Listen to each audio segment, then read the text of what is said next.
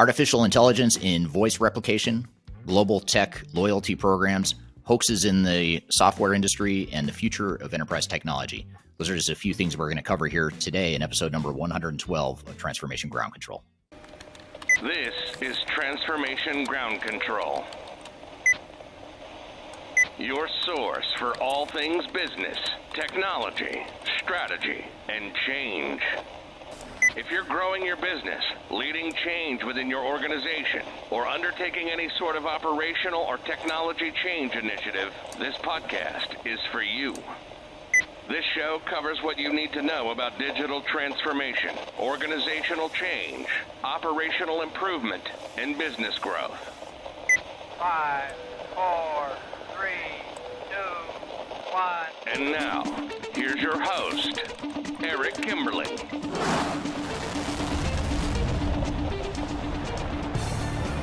Hello, welcome to Transformation Ground Control, episode number 112.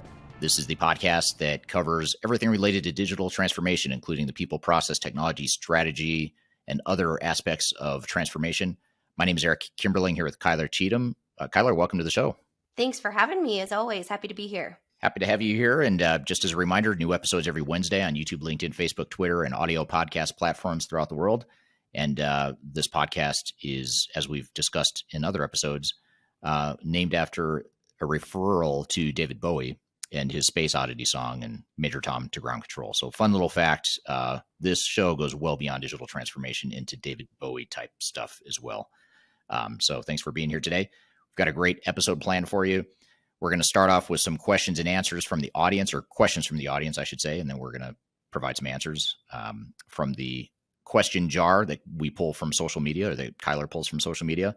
We're going to talk about some emerging trends in terms of AI and voice replication, as well as global technology loyalty programs. And then later in the show, we're going to do a segment on some of the hoaxes in the software industry, some of the misleading things that you should be aware of as you navigate your digital transformation and work with third-party vendors in your transformation. We're going to decipher, or not decipher, but we're going to demystify. No, I'm not sure. I'm not finding the right word here. But we're going to pull back the veil of some of the hidden practices, some of the dark sides of the digital transformation and software space.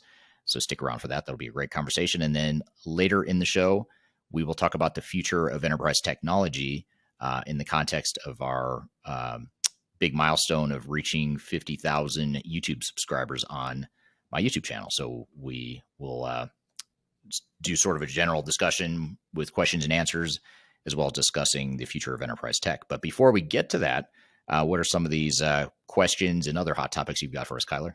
So for those of you that are new here and haven't experienced our very cool question jar, I do pull all of Eric's user questions off of his social media accounts, YouTube, Twitter, LinkedIn, TikTok, all of the above. You can tag me at Kyler Cheatham if you want to be featured on the show.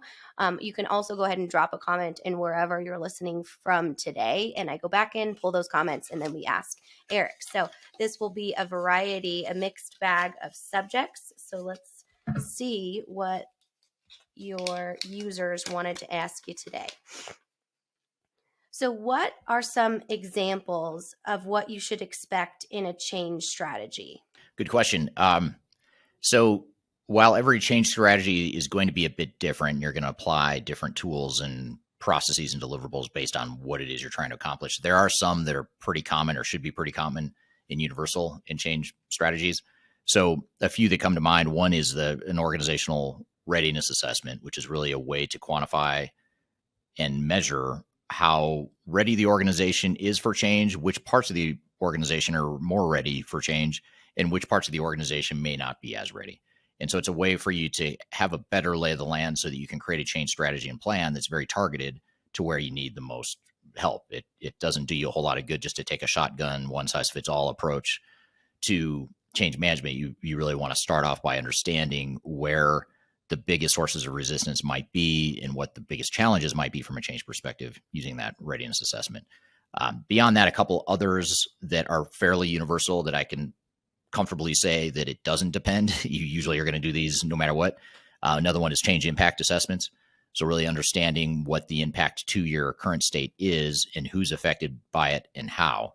And that's a way for you to get ahead of the curve well before you get to training and just general basic project communications, to share with the workforce what the project means to them, how their job is going to look going forward. It gives them a chance to freak out and panic maybe. And you want them to freak out and panic earlier, not later in the transformation.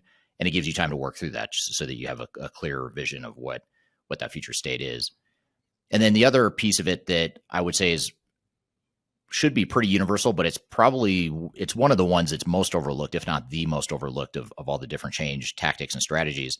And that is the organizational design. So just having a clarity and a definition of what the future state organization is going to be, not just the business processes, but how job roles and responsibilities are going to be. And that goes hand in hand with that change impact assessment. But what too often happens is it's sort of like an afterthought of, for example, I'm going to automate someone's job and it's going to get rid of half of their manual processes and everyone's going to be happy. Well, that person that you just saved 50% of their job probably isn't going to be happy because they're going to start to panic that are you going to get rid of them? What are you going to do with that 50% of their job? And they probably have a lot of pride in that work too. It's probably something they've done for a long time. So you've got to figure out what that future state organization is going to be, what roles and responsibilities are. And then I guess a bonus one, even though I only said there were 3, I'll give you a 4th bonus one. That would be the training and adoption strategy. So just making sure you've got a clear plan and approach to how you are going to train and get people to adapt to the new technology. So those are a few of them that come to mind that I would say every change strategy should typically have. And we have a variety of resources if you want to actually look at those. We have our guide to change management on our thought leadership section in the website. We'll drop a link here, as well as all of Eric's change management materials on his YouTube channel, which are incredibly popular. So definitely check those out if you do have specific questions, but an important and very good question. Okay. This is a good one. I was hoping we would get to this one today because I actually don't know the answer to it. So I'm excited. So this person on your TikTok channel asked, are cloud solutions usually quicker to change or integrate with a larger network and emerging technologies like artificial intelligence? Ooh, great question. I'll take a stab at it. That's actually a difficult question. I would say yes, partly because vendors are investing much more heavily in R&D for their cloud solution. So by definition, they're going to be more innovative and there's more R&D going into the cloud solutions. But also because when you have cloud solutions, this is actually something that I learned on this podcast, believe it or not. It's something I learned from Brad Feeks, who is a repeat guest or repeat offender, if you will. He's been on the show, I think, 2 or 3 times. He's from Estes Group. I don't recall which episode it was, but he was on a couple times. And one of the things he talked about, I recall, was that cloud makes it easier to do stuff like AI because you have more centralized access to data. So when you're pulling, you're accessing information in the cloud and you're using the latest and greatest technologies, you're just by nature getting more data and better data, higher volumes of data that then makes AI and machine learning more palatable or more effective, I should say. So I would say for the most part, yes, for those 2 reasons. I think you could pick either of those reasons, but certainly the 2 reasons combined would suggest that yes, cloud systems are going to be more innovative when it comes to AI and other emerging technologies for sure. Excellent. Well, good. We learned something today from you. So thank you for that. And then if you missed Brad Feeks on Ground Control, we'll pop a link to his interview. He's been on it like Eric said, I think 3 times now, actually. I think he's Probably. a three-peater. I think he is. He's one of just a couple people that have been on that many times. I know. Him and Marcus Harris. Yeah, we'll tag him here too, so you can follow all his thought leadership as well. So let's wrap up with this question because it's kind of a big one, and it goes along with last week's episode. How can you ensure you own your data / intellectual property in a digital transformation?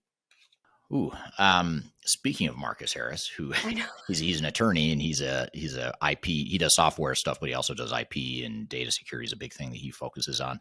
He'd be a great person to ask that of. But I think there's a contractual piece of it, of course, where you want to have confidentiality and you need your software vendor and your implementer partners to abide by that data privacy and protection and cybersecurity, whatever cybersecurity protocols you have.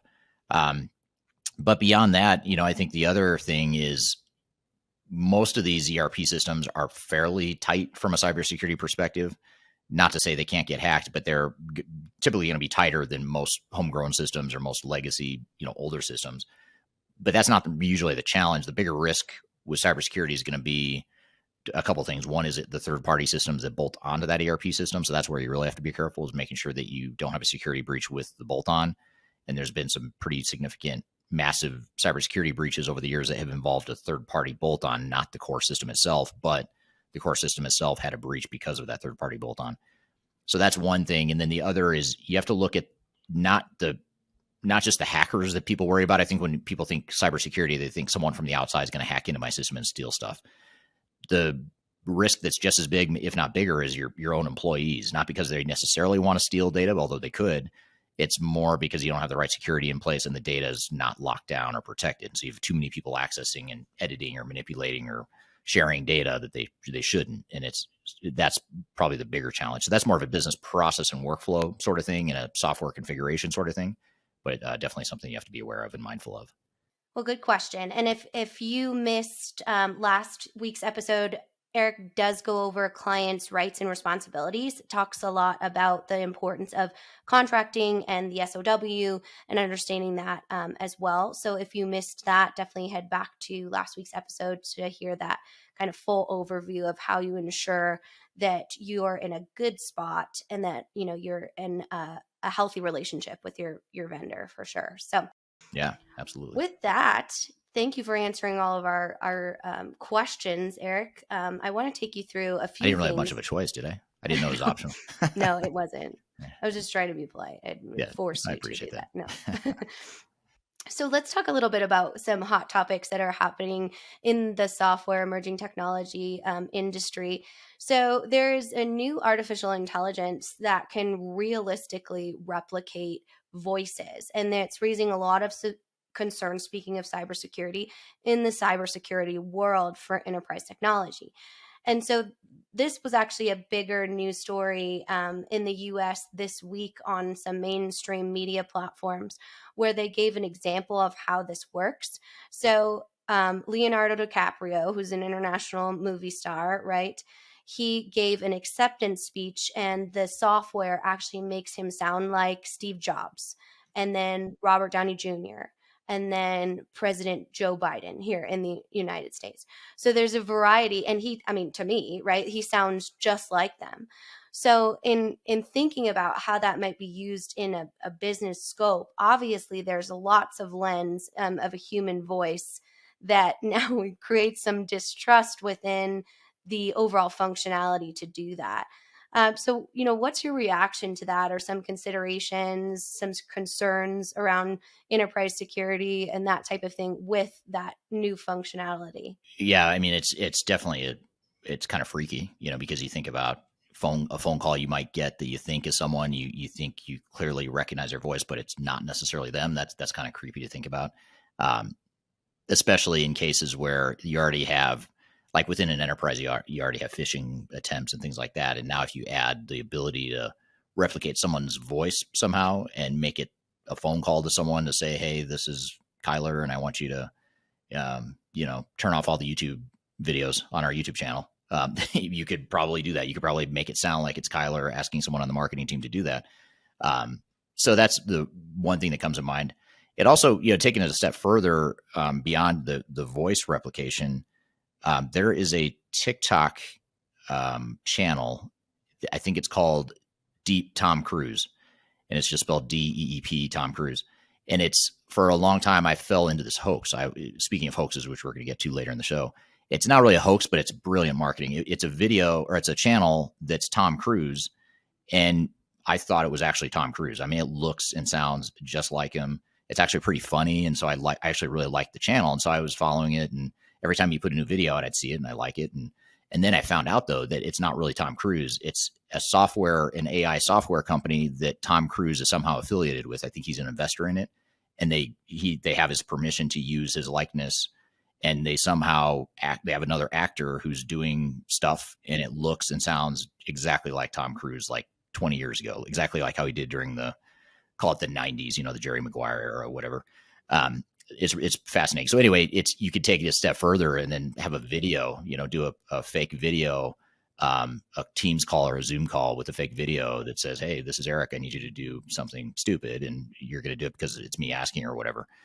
So I don't know. I don't have a good answer for you, or I don't know how to solve that problem, but that certainly opens up a lot of potential hacking and nefarious uses of AI for sure. Definitely. That ethics conversation. I feel like we need a code word or something like that, to make sure that it's definitely us in talking.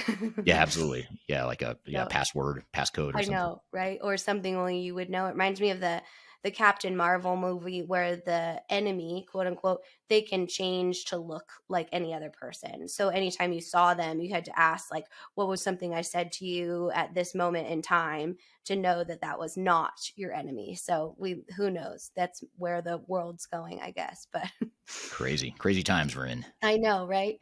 Well, let's talk about, let's switch gears a little bit and talk a little bit about the evolution of technology and specifically in the food and beverage global industry. And what we've seen as a big trend emerging is loyalty programs and utilizing technology to engage with customers when they might not be in your restaurant or in your storefront. I want to give you some examples of this and then get your reaction to that.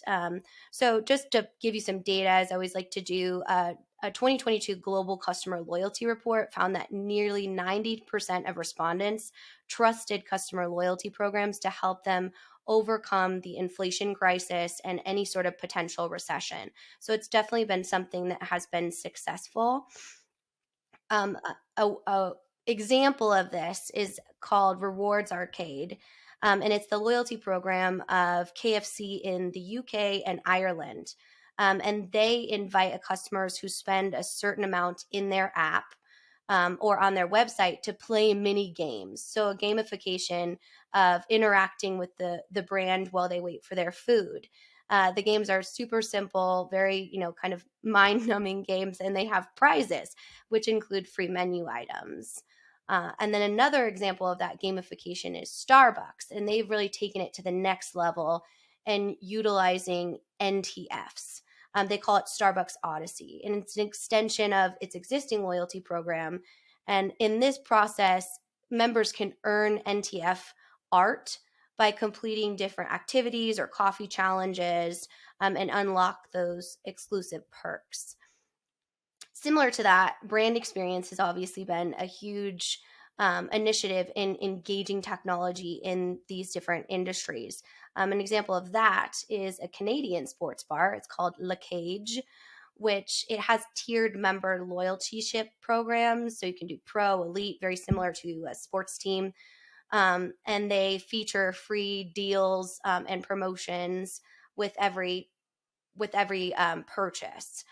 So it's really boosted their ability to interact with their customers, again, when they're not in store. So the question about this is the integration of a loyalty program or loyalty tech within their technology stack. So utilizing either an additional bolt-on application that they actually build, or these very high emerging SaaS-based loyalty vendors that come in and actually show the no code or low code options. So in this specific report, they recommended that this should be now part of the evaluation when looking at new technologies for food and beverage industries. So being the expert that you are, especially with our deep roots in food and beverage for our client work, wanted to get kind of your reaction to some of those case studies. Yeah, they're great case studies, and it's a good reminder of how important it is to look at your entire breadth of needs, not just what you have today or what your current systems can do, but also looking to, how can we leverage technology to do things better than we have in the past. It's also a couple other things come to mind. It's also a reminder that best of breed, multiple systems is not a terrible thing. That can actually be very helpful to have multiple systems that specialize in certain things or do things better than other technologies. That's one thing. And then another thing is also looking outwardly in a digital transformation. What I mean by that is oftentimes organizations get so hung up on their internal processes and efficiencies and all that stuff that they forget about the customer experience and brand loyalty and things like that you just described. And so if you really want to change your business and really take your business to the next level and get the most value you possibly can out of a digital transformation, you need to look at not only the internal efficiency gains and effectiveness gains you can get from traditional technology, but also look to more customer facing or customer experience types of technologies as well as same for employees too. Anything you can do to provide a better employee experience and whatnot can be helpful as well. Absolutely. Definitely. Well, great case studies. I would be curious to turn to our audience and see if anyone has an experience with loyalty tech or has found a platform that works well for your network. If you do, just drop that in the comments or share your experience. We always appreciate our user-generated case studies. And I know Eric is going to have a conversation around industry hoaxes and how to really ensure that you understand and lift the veil on different industry trends or vendor sales tactics. So it's just something to keep in mind when you are working with any sort of third party to look at technology for your organization. Yep. And that's a, excuse me, that's a good segue into the next segment. And the reason I wanted to do this is partially because I did a YouTube video a long time ago, like before I actually had them professionally done, back when I was setting up a phone on my desk, pointing at a whiteboard, and I would just hit record and go start talking and had no one edit it. That's how far back this goes. So it's like 4 years ago. I did a whiteboard video about top 10 industry hoaxes. And I thought it'd be kind of fun to refresh that list, but also have more of a discussion with the audience around what some of those hoaxes are. And the reason we do this is because the industry, the software and technology industry, is really good at marketing. They have really good marketing messaging. They have really good sales messaging. They've built really strong ecosystems. And that strength in ecosystem and marketing can overwhelm and create misconceptions and misunderstandings and unrealistic expectations and things that contribute to failures in the marketplace. So that's a big part of why I wanted to have this conversation. So we're going to take a quick break. When we come back, we're going to have that conversation about some of the top hoaxes that I see in the industry, but I also am going to ask the audience what you see as well. And if you disagree with some of my hoaxes, I want to hear that too. So they're trying to get a spirited conversation go. So we'll take a quick break. We'll be right back with more Transformation Ground Control.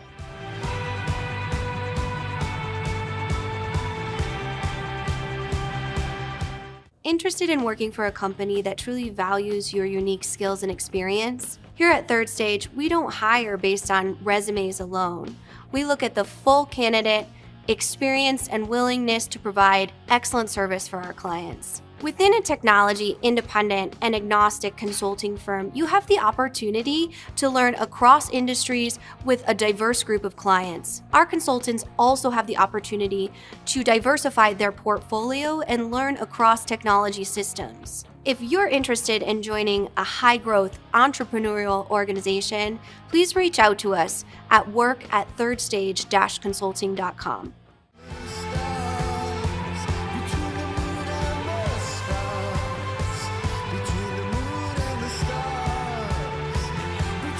Hello, welcome back to Transformation Ground Control, episode number 112. You can find new episodes of the show every Wednesday on YouTube, LinkedIn, Facebook, Twitter, as well as audio podcast platforms throughout the world. Thank you for being here today. I'm here with Kyler Cheatham, as always, and what we'd like to do now is shift gears and talk about hoaxes in the technology industry and really lift back the curtain or look beneath the curtain or behind the curtain of what some of these challenges are and what some of these misleading sales and marketing tactics are within the industry, not to poke fun at or to give a hard time to the industry incumbents that are creating these false messages, but to, more importantly, provide clarity and visibility to buyers, people that are either buying technology or about to go through a transformation. These are the things you need to know. And so we want to open these things up or expose some of these hoaxes so that you can see past them and take it all with a grain of salt. So with that all being said, let's jump into the conversation. So what I'm going to do is I've got a sort of a starting point list of some of the things that grate my nerves, if you will. These are the things that are triggers for me as far as when I hear these things that I don't believe them to be true, or at best they're misleading. They're not 100% true, and there's a dark side to some of these statements. So that's what I've done is I've started a starting point here, and I'd love to hear everyone's feedback on this. And I'm just going to go through these in no real particular order. And again, as you have comments or if you think of things, I'd love to hear what your thoughts are as we get going here on this conversation. So just to start, I'm going to pick one industry hoax that has been around for a long time, and it's something that's extremely misleading, and it's something that, in my opinion, mismanages expectations for digital transformations. And it's one of these things that sounds really good. It's kind of what we want to hear when we buy technology or when we invest in technology, but it's something that if we believe too much in this, it's going to lead us down a path of really bad decisions, lost or misguided expectations, and it's not going to allow us to be effective. And that concept is industry best practices. That's one of the hoaxes that I feel like has been around for a long time. And it's, again, a really good sales message. Whoever thought of this term is brilliant. I'll give them credit for that, because it takes away, it's a concept that suggests that we can take away the risk of configuring and deploying a technology to meet our specific needs. And so if we think about best practices, what typically the way software vendors will sell or position industry best practices is they'll position it as something that provides sort of out-of-the-box capability, that provides industry processes that will allow you to start using the software right away. And there's a couple problems with that concept, although, again, on the surface, it sounds great, and it's sort of what we want to hear as humans and as decision makers.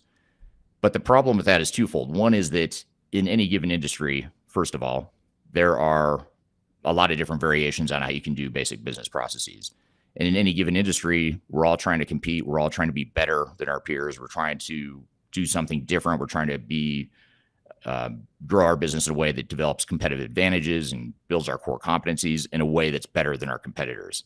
So to suggest that there's industry best practices and that if you use our software or use software vendor A, B, or C to provide those best practices, that's misleading, because what's best practice to one organization is probably not best practice to another organization.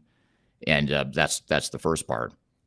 The second part is that if you really think about it, industry best practices, you have to think about who's to decide what best practices are. There's no universal global standard for what an industry best practice is for, say, chemical manufacturing. What industry best practices really are, in my opinion, is it's the way that software vendor has chosen to build their software for that industry. Doesn't mean it's best, doesn't mean it's bad either, but it doesn't mean it's best practice. It doesn't mean it's going to work for your business. And that's something to be aware of. And I think the challenging part here is that it leads you to think that if I deploy this software, I'm not going to have to go through the messiness and the hard work of rolling out my sleeves and defining what I want to be when I grow up and defining how I want the software to work, defining how I want to configure the software. All that stuff takes time and effort. And industry best practices is a concept that is meant to downplay or minimize that activity. And to me, again, that's very risky to believe in that, because it's just not true. You have to build the software in a way that supports your business. And again, there is no such thing as best practices. So I'd love to hear your thoughts on this too. If you've heard this concept before, if you believe in it, do you believe that there is such a thing as industry best practices? Have you seen it work? Have you seen it backfire? I'd love to hear your thoughts here as it relates to best practices. I also want to turn to the audience too and thank those of you that have dropped in the chat where you're joining from today. We have Ryan from Denver, OT from, I'm not sure where OT's from actually. Renew from India. Thank you for being here so far, and thank you for dropping in the chat where you're joining from today. But again, I'd love to hear from the audience your thoughts and comments on what your thoughts are of industry best practices, or if you have any follow-up questions related to that. So that's something to be aware of, is when you hear industry best practices, which you probably will hear if you haven't already, if you're out shopping for software or evaluating potential software systems, chances are pretty high you're gonna hear this term. Now, one caveat I'll throw in here too, one last thing I'll mention about industry best practices before we move on, is that I think the exception to this would be if you're looking at a solution that is highly focused on, say, a certain industry vertical, or it's a solution that's focused on a certain functional vertical, like a human capital management system or a sales and CRM system, supply chain system, warehouse management, whatever the case may be, a best of breed focused solution like that, then this comment or this hoax is less of a problem, because chances are higher that that highly specialized or highly focused solution is going to actually have a number of, I still can't use the word best practices with a straight face, but something closer to best practices. Or at the very least, it has robust capability and a lot of depth and breadth within a certain area that gives you the flexibility to determine or to deploy a solution that fits your needs in your business and your specific area. So that is the one caveat I'll say, but certainly when you're looking at an enterprise-wide technology like an ERP system and you hear the term industry best practices, you really want to call BS on that, because there is no such thing as industry best practices. And that gets into the whole debate too of, for example, if I'm looking at SAP, Oracle, and Microsoft, they all have best practices, but they're all totally different systems. So what is the best practice? And I think that sort of answers the question right there, is there are no best practices. It's just the way that the software was built and the way that that vendor thinks best practices should be. And then one last thing too, is a lot of times when you challenge industry best practices and you question, are these really best practices, or how do you know these are best practices? A lot of times it's met with sort of a dismissive response, like, you just need to be open to change. If you don't like our best practices, or you don't think these are actually best practices, it's not the software's fault, it's your fault, because you can't adapt to new technology. And that's certainly a problem as well, in my opinion, is when buyers go through that process, that's the last thing you want to hear, is that you're the problem, or that you're refusing to change. And you certainly want to be aware of resistance to change. That is a problem for digital transformations in general, but typically that's not the real problem when there's questions around best practices. So curious to hear your thoughts around best practices and what your thoughts are here. And then sort of along these same lines, I'm actually going to get to a comment here that's related to best practices. This is from William on YouTube. William says, feature exaggeration is common in SaaS land sales. Same with ease of use and implementation. So that's a great point. When you oftentimes are going to get an overly exaggerated view of software when you're getting demos or when you're talking to a software vendor. And if you think about it, that's their job. Their job is to highlight the strengths of their product and convince you that the product is worthy of your investment. And you can't fault anyone for doing that. That's their job. And I'm not faulting anyone for that. And I'm also not faulting anyone for really highlighting and focusing on the strengths of the product and the features and the abilities and that sort of thing.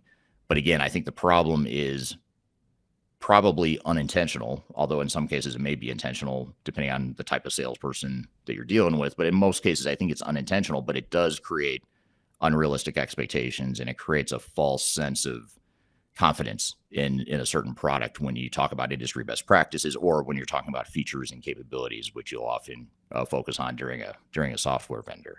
So that's a great point, William. Thank you for that.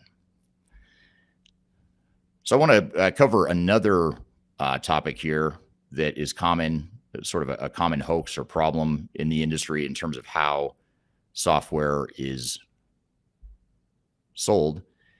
And that is the concept, especially if you're looking at ERP systems. We were just talking about that a moment ago. When you're talking about ERP systems, another problem or another common hoax is the message that a single ERP system can address all of an organization's needs. And again, this gets back to the similar thread that we were just talking about with industry best practices here, with positioning ERP systems as the silver bullet to solve all of an organization's problems. Again, this is a sales rep's job. That's their job, is to convince you that you should use an enterprise-wide technology. And there typically are significant benefits to deploying ERP systems in general. There is an integrated, it is an integrated platform typically. Typically, it's one user interface and one system that people have to access now instead of multiple systems. You have a single source of truth with that ERP system. There's a lot of benefits. So I'm not suggesting that there isn't merit in implementing ERP systems, or that there isn't business value in ERP systems. But where ERP systems become a problem is when you're convinced that it can handle all of your needs, and you start to force fit it into areas of your organization that it doesn't belong. So just to give you a couple examples, a lot of times when we have clients who are implementing ERP systems are generally pretty good at financial and accounting, inventory management, customer service, order management, basic supply chain, warehouse management, sort of your core business processes, those vanilla business processes that are pretty common across industries and common across organizations. But where ERP systems get strained is when you start to look at sort of the edge of the organization. And by the edge of the organization, I don't mean parts of the business that aren't important. Quite the contrary. I'm suggesting these are edges of the organization that are either unique to a certain industry, unique to that business. It's a highly specialized business process. That's where you start to see problems, and some examples of where you commonly see challenges with ERP systems' ability to address business needs. One would be something like product lifecycle management, CRM, sales and sales automation and customer relationship management. Oftentimes, ERP systems don't do CRM really well. They have CRM modules and they have PLM modules for product lifecycle management, but oftentimes those modules aren't as good as a specialized system that you might go out and buy and bolt onto a core ERP system. But again, of course, the sales rep's job is to convince you that you should use that core ERP system for all of your organization, even if it waters down some of the capabilities or some of the needs you have. And of course, that's a whole nother discussion, a whole nother point of debate or challenge. Is it better to have a single ERP system that ties everything together, that's easier to deploy, but doesn't give you the capabilities you need across the board? Or is it better to go find more of a best of breed or find those selective bolt-ons that give you better capabilities and maybe you're a better match for your business needs and potentially provide greater value, but now you've created integration issues and complexity that you have from an architecture perspective. And that's an age-old debate that only you can answer. And every organization typically will have different criteria they use to come to a consensus on what the right answer is for them. And there is no right or wrong answer. I mean, I can debate both sides of that equation or that debate all day. But the key, though, is to understand that chances are pretty high that if you're deploying a single ERP system, you're going to be leaving functionality and capabilities on the table, and you're probably not going to get what you want across the board. You might get 70 or 80% of what you want, but then the question becomes, and the controversy centers on that 10 to 20 to 30% of the organization that can't effectively be addressed by that core ERP system, which then, by the way, leads to organizational change, resistance, and other issues during implementation. Not the end of the world, not something you can't deal with, but that is a challenge that comes along with that. So I think it's just a matter of, again, seeing through the sales messaging of the feeling or creating the feeling that you have to have one ERP system. And if you don't have one ERP system, you're just creating a mess. Now you don't have a single source of truth. Now you've created all this complexity. Yes, you have. That is true. But if it creates enough business value to justify that risk and to justify that potential downside, then it's absolutely potentially worth it. So I think you just have to look at, what your needs are and what specific systems you might be looking at in general. So that's something to be aware of too. I want to get to some comments that are coming in on the stream here. Here's a comment from Mike on LinkedIn. Has an interesting comment here. The size of the business and the business process maturity are critical. Business running on Excel and Google Sheets need the best practices. They need the functionality and follow these standard business processes, especially in financials and warehouse you just mentioned. So it sounds like you're saying that if you're on, say, a really immature system, whether it be Microsoft Excel, Google Sheets, or maybe it's an old ERP system, mainframe system from 20 or 30 years ago, whatever the case may be. Let's say you're on really old technologies and there's a big jump between where you are today and where you could be if you had better technologies. I think there is something to be said about quote unquote best practices that get introduced to the organization as a result. And I think software can introduce potential process improvements. So I think this is a really good discussion or a good point of clarification. I think obviously technologies, the intent and the whole reason we deploy technologies is to improve our business processes. So I do agree with that. Technology should and could absolutely deliver business process improvements. But I think that the delineation I would call out is that process improvement is different than best practices. Best practices suggest that there's some universal answer to what the best process is for any given workflow or function. And that's just simply not true. Now, it may be true to more so for really vanilla processes. So you think about something that's a vanilla common process, and it's not a core differentiator or a competitive advantage to you as an organization.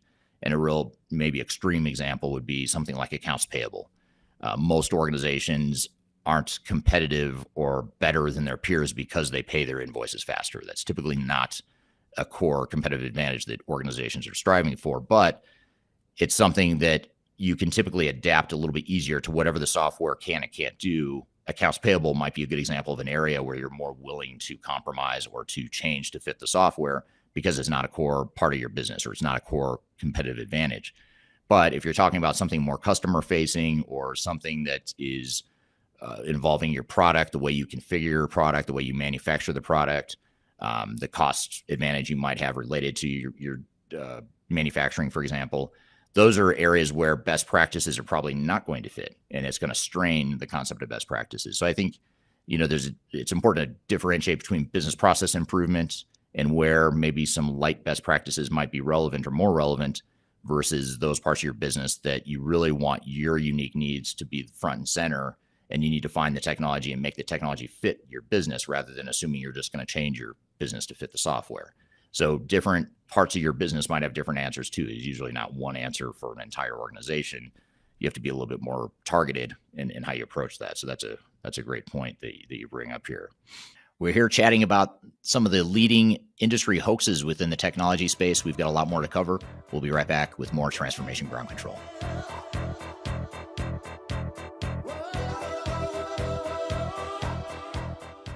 Are you looking to stay ahead of the curve in the ever-changing landscape of digital transformation? Then you need our newly released 2023 Digital Transformation Report. This comprehensive report covers the latest trends, technologies, and strategies to ensure your digital transformation is optimized for success. The 2023 Digital Transformation Report is packed full of proven methodologies and insights from experts in the independent digital transformation field. You'll also receive practical insights on how to implement digital transformation strategies within your unique organization. This free report is available for download on our website at thirdstage-consulting.com under our Thought Leadership section.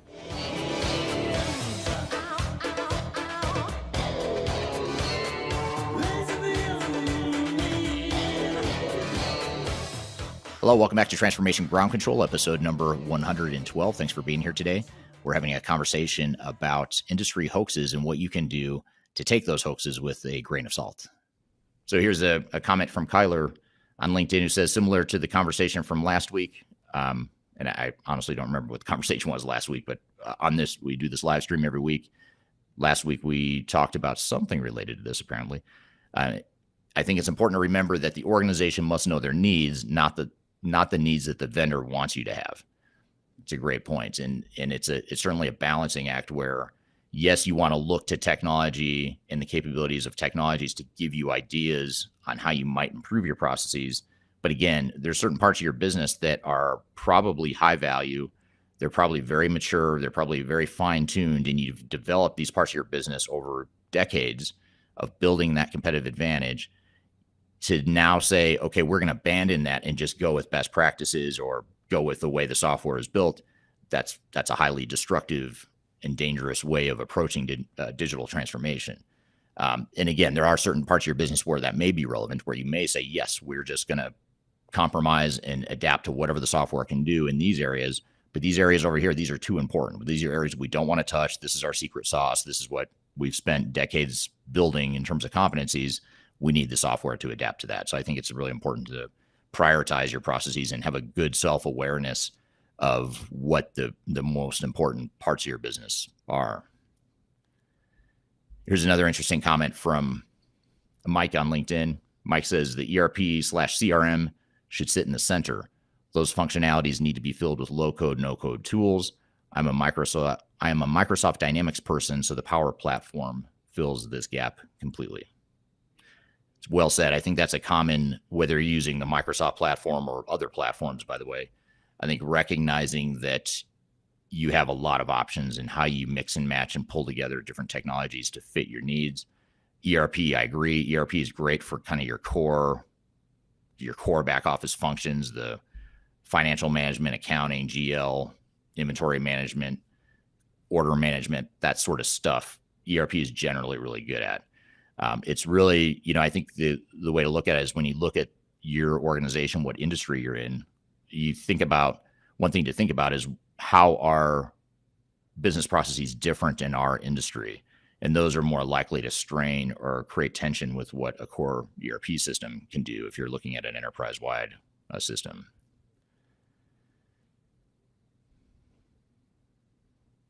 Here's a really interesting comment from YouTube. This is from Rufus on YouTube. And Rufus says, "Good day, dear sir." Good day to you too, dear sir. I run a small digital transformation consulting firm, an SAP product implementation, among others. And I do think the advances in AI will spell the doom of ERP. The question is just when.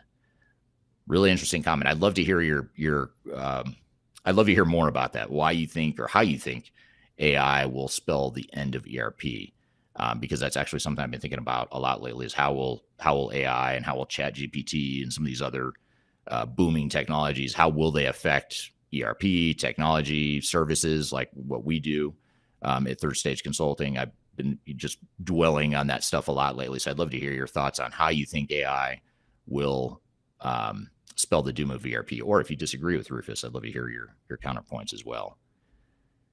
So, and Kyler just reminded me of last week's live stream topic. If you missed last week, I talked about clients' rights and responsibilities. Now I remember that. That is indeed what we talked about. So thank you, Kyler, for keeping me on track here. And Kyler's included a link. If you're on LinkedIn, she's included a link to that video from last week's live stream. So want to get to another one here. Thank you for all the comments, by the way. These are really interesting and good ones. I'm going to get to one that I'm pretty sure is going to trigger at least one person listening and watching. I don't know who it is, but at least one person will highly likely be triggered by this. And that is, cloud is cheaper than on-premises systems. This is one that really bothers me, and it's one that I debate often in the industry because this is probably the most controversial topic, or the one that I debate the most. And I think this is probably the one comment or belief I have that irritates the vendor community more than anything else I say or do, which there's plenty of things I say and do that irritate the vendor community at times. But this is probably the biggest one, and that is this concept or the sales message that if you deploy cloud solutions, it's cheaper than on-premises systems. And I'll start by saying, yes, that's true, but that's the way I'd sort of start the answer. I'd say, yes, it's true at first. Your initial costs are generally cheaper, not implementation costs. I highly disagree that implementation costs of cloud solutions are cheaper, because they're typically not.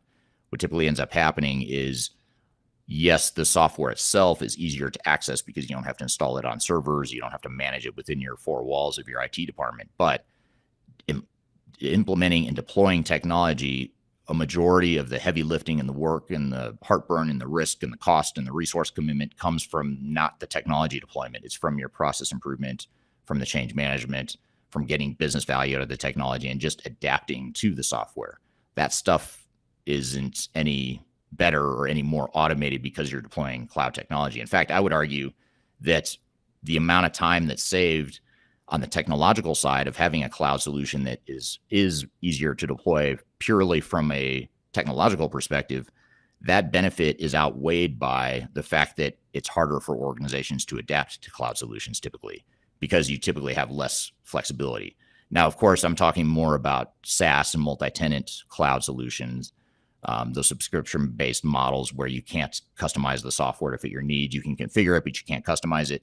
That just makes change management more difficult, and it makes the adoption to the new software more difficult. So I'd say it's at best a wash.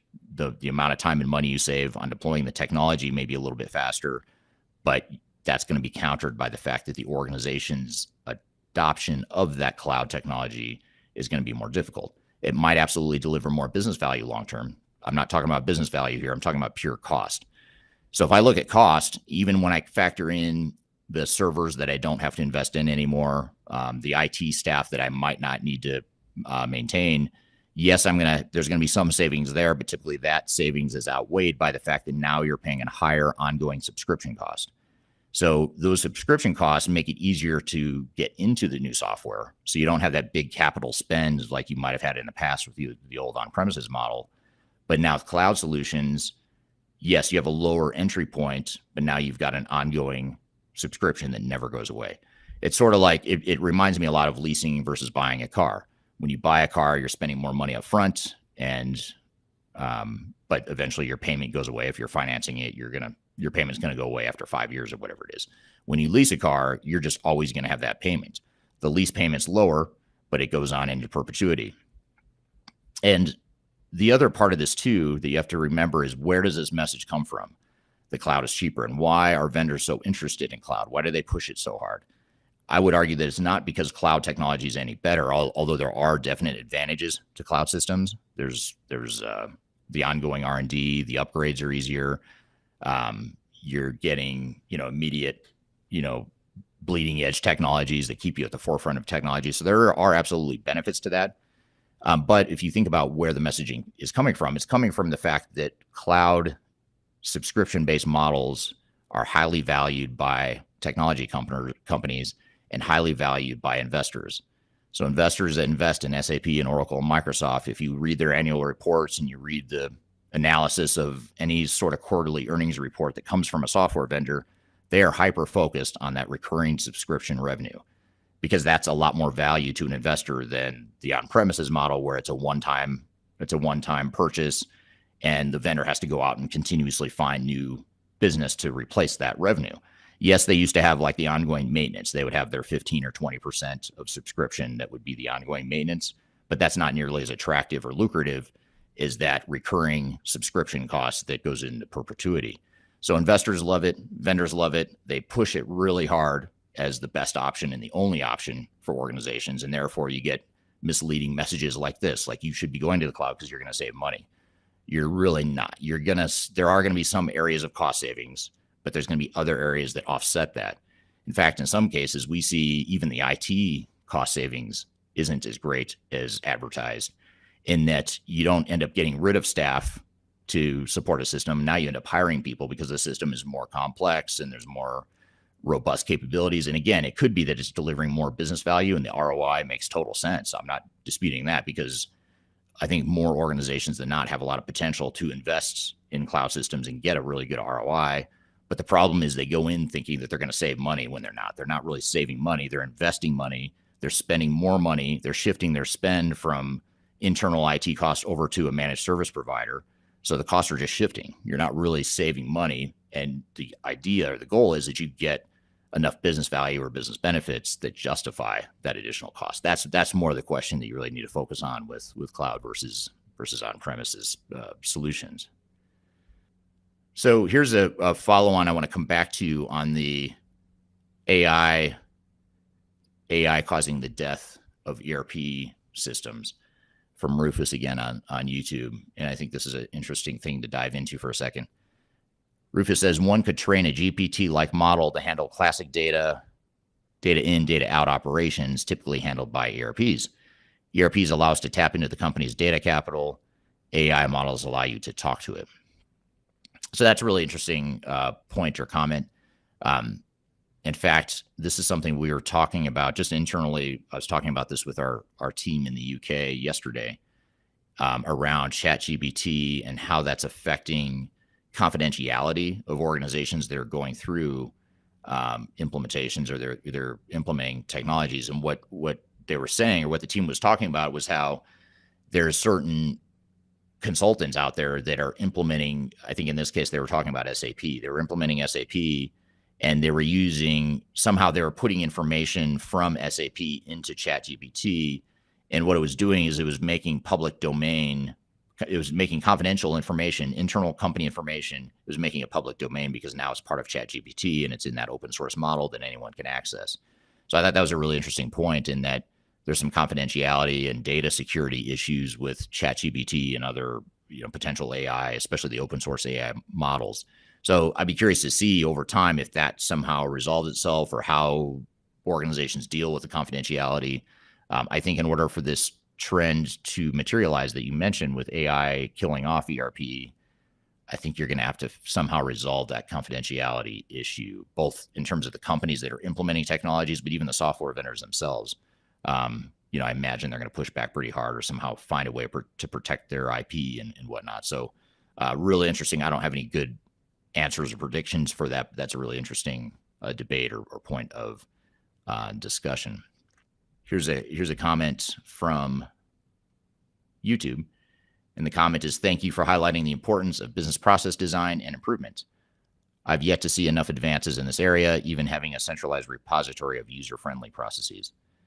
Great point. And I think, if you step back and look at most organizations, maybe with the exception of the public sector and nonprofit sector, but other than the public sector, I'd say most organizations are focused on creating competitive advantage. How do they create those differentiators? How do they create processes that allow them to win, to compete better, that sort of thing? That runs totally counter to this idea of industry best practices that everyone's going to use. If everyone in one industry followed the same processes, used the same technologies, you wouldn't have a competitive advantage. So it's a natural tension that you're going to have where organizations want to be different. They want to create that competitive advantage and push it even further. So I agree. The business process improvement is an area that's often underrated, and the concept of industry best practices totally waters down and undermines the value of business process improvement, because it makes you think that you don't need to do business process improvement and you don't need to be deliberate about it because you just use the software and the best practices, and that is your business process improvement. And that's highly just wrong. It doesn't work, except for those rare instances where you've got a vanilla process that's low value, relatively speaking, low value to the competitive advantage of the organization. In those cases, then maybe, but most of the rest of the organization, you're not going to get the process improvements you want if you just rely on best practices to be your guide. I want to get to a really good hoax that was not on my list, but Kyler brings it up here. It's an awesome one, and I should have thought of this one actually. And that is, you have to move to a new system if your legacy solution is being sunset. And this is a great one. In fact, this is one of the most unhealthy things and the most unethical things I've ever seen in my career. And sometimes I still can't believe it's happening, but that is that you get software vendors that have provided you a certain software for however many years or decades. And let's use Microsoft as an example. They have Microsoft Great Plains as an example. Great Plains I'm not here to dispute or debate whether or not Great Plains is a good system or ever was a good system. But organizations that are on Great Plains have recently been told that they have to get off that system. And they need to upgrade to presumably D365, which is the current cloud version of Microsoft's ERP system. And it's not just Microsoft. SAP's doing the same thing with ECC. They're sunsetting that product and saying, we're not going to support it after whatever date. I think it's 2027. And at that point, you need to be on S4HANA, SAP S4HANA, in order to get support. If you think about it, it's highly, even though I suppose vendors have a right to do this, they're a legal right, I should say, you have to question the ethics of that. Organization like SAP or Microsoft that essentially are holding you hostage because you have your entire operations running on their system. All your data is in there. You rely on that technology to run your business day to day, and they're essentially forcing you to rip that out and replace it, or at least that's the perception they're creating. And so we get a lot of calls from clients. A lot of clients that contact us at Third Stage are in sort of a panic. They know they're looking down the barrel of a deadline and time's working against them because they know the product's going to be sunset. There's not going to be support.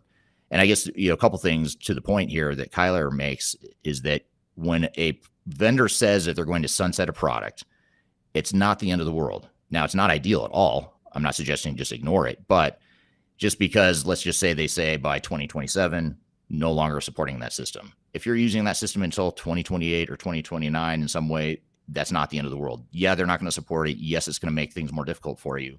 But you have to look at the risk profile of that scenario versus the risk profile of rushing to re-implement a new system when you don't have the time or the resources or the budget or whatever. That risk could actually be greater than just staying on the system or being a little bit more measured in how you go through your implementation. So a lot of times, we have to advise our clients to just take a deep breath and slow down, because not that you want to just ignore it, not that you want to move at a snail's pace, of course, but you don't need to rush, just jump straight off a cliff because a vendor tells you you've got to get off their system. So I think you just have to be aware of that. Yes, you want a strategy long-term to navigate that. Personally, if I'm dealing with a vendor that tells me that I have to get off their system and I've got X amount of time to do it and I have to move to the cloud, I question the relationship with that vendor if that's the vendor I really want longer term. But that's me, and I know organizations are more complex than one decision maker like me, so that's something to keep in mind as well. So that's a great point. You don't have to move off your legacy product just because the vendor tells you that you have to. Another one that I'll kind of throw in that's semi-related to this, I almost added it to my list, but I didn't feel like it was worthy of an entire thread, but I'll sort of just add it to this one instead. That is the concept of technical debt.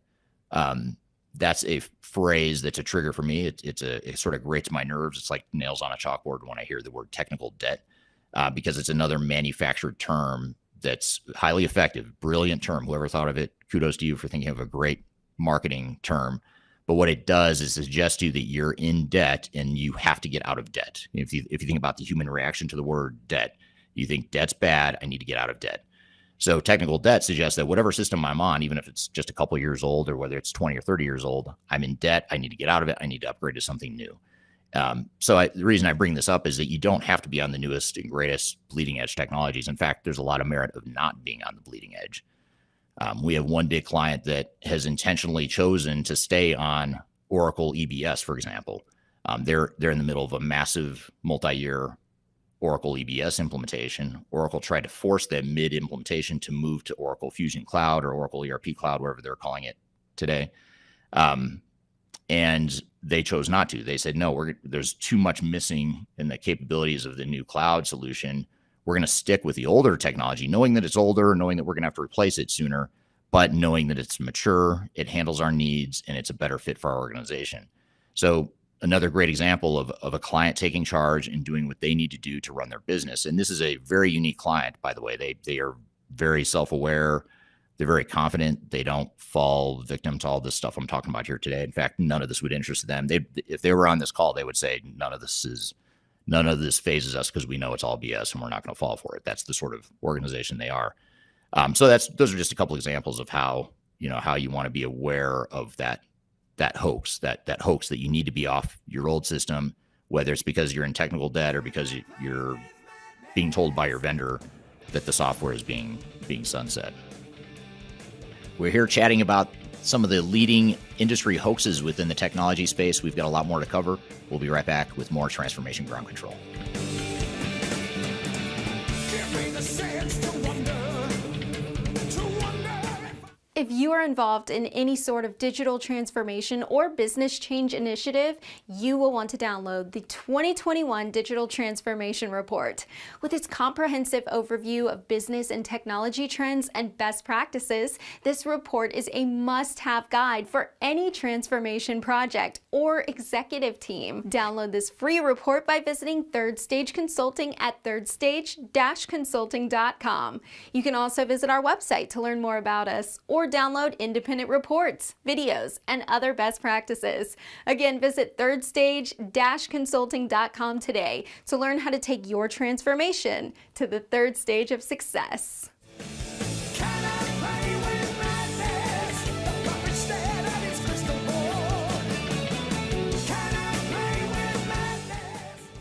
Hello, welcome back to Transformation Ground Control, episode number 112. Thanks for being here today. We're having a conversation about industry hoaxes and what you can do to take those hoaxes with a grain of salt. Oh, here's an interesting point from William again on YouTube. He says a host of services companies are actively advertising that they will support SAP tech after sunset regarding S4HANA.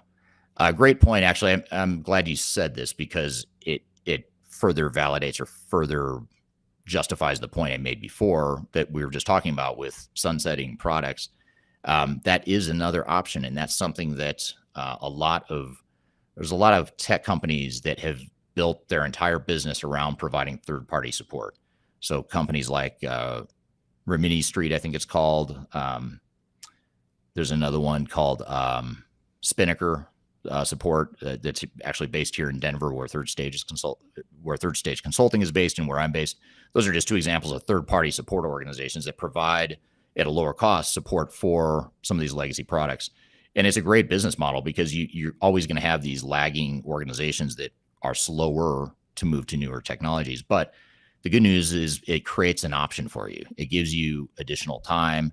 It gives you additional runway and breathing room if you do decide that you are going to take longer to deploy.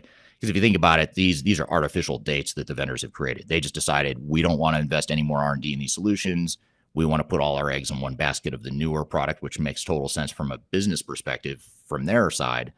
But that doesn't mean that you need to pay the price and you need to be on that same page. You need to do what's best for your business. And if that decision is to stay on the system for longer, then third-party support options are certainly ones that you can look for, especially if you're using SAP, Oracle, Microsoft, Infor. Any of these bigger, well-known brands are going to have third-party support options that might allow you to continue to stay on those systems if needed. And again, you compare that cost to the cost and risk of moving potentially prematurely to a new system, and you might find that that's worth it. You may also find that it's not too, by the way. There's going to be organizations where that just doesn't make sense, and they should be on the newer system, in which case that's okay too. It just depends on your needs here. So I want to get to one other one that's semi-related to what we were just talking about, and that is, I was starting to talk about this with the client that was implementing Oracle EBS. Oracle tried to convince them to go to Oracle Cloud ERP. Client decides no, we're sticking with EBS. Reason for that is it leads to this other hoax, which is that cloud systems are mature and scalable. Highly, highly misleading comments that you'll see and hear in the industry, with the exception of this comment, by the way, does not apply to native cloud solutions. So NetSuite, Salesforce, Workday, for example, those are three products that were built in the cloud. They've been in the cloud for 20 plus years. So their products are different. They've invested all the R&D dollars they've invested over decades are in that current solution that's already in the cloud. With other vendors like SAP, Oracle, Microsoft, Infor, Epicor, insert vendor name here, for most other software vendors that were built on premise with their initial systems, they've had to rewrite these systems to create entirely new versions of the software, and you simply can't rewrite that stuff overnight. If it took you 30 years of building capabilities on premises, you're not going to suddenly in just 3 or 5 or 7 years convert all that over into a cloud solution. Now, the vendors are getting closer, but there's still a lot of non-core ERP capabilities that are not mature and they're not ready for prime time. And that's where a lot of companies get into trouble is, for example, SAP customers. SAP is having massive problems with this, where you have companies that are used to SAP ECC. They know what ECC can do, and they assume that S4HANA can do the same thing or maybe even better. And while S4HANA is introducing new capabilities that ECC did not have, there's some core basic functionality that S4HANA can't do that ECC could, not because they don't want S4HANA to do it, but just because they haven't developed it fully yet. So we've just seen that too many times with SAP and other vendors too, where there's a misleading expectation or a faulty expectation that the cloud solution is going to be just as good or if not better than the old legacy system. And again, while there's merits to these cloud systems, you have to recognize that there's downsides too, and that there's gaps there. So that's something to be aware of, is that these newer cloud systems are not yet mature to the extent that on-premises systems were. I hope that this comment is obsolete very soon, within the next couple of years. But as of right now, as we sit here in 2023, that maturity is not there yet, and which leads to scalability issues. When you've got a cloud system that can't handle your needs and your capabilities, that actually undermines the scalability of the software. But yet cloud systems are sold as a more scalable solution than on-premises. So that's something to be aware of as well. And then related to that, from LinkedIn, and I apologize, I can't see the name of the person that asked this, but this is from LinkedIn.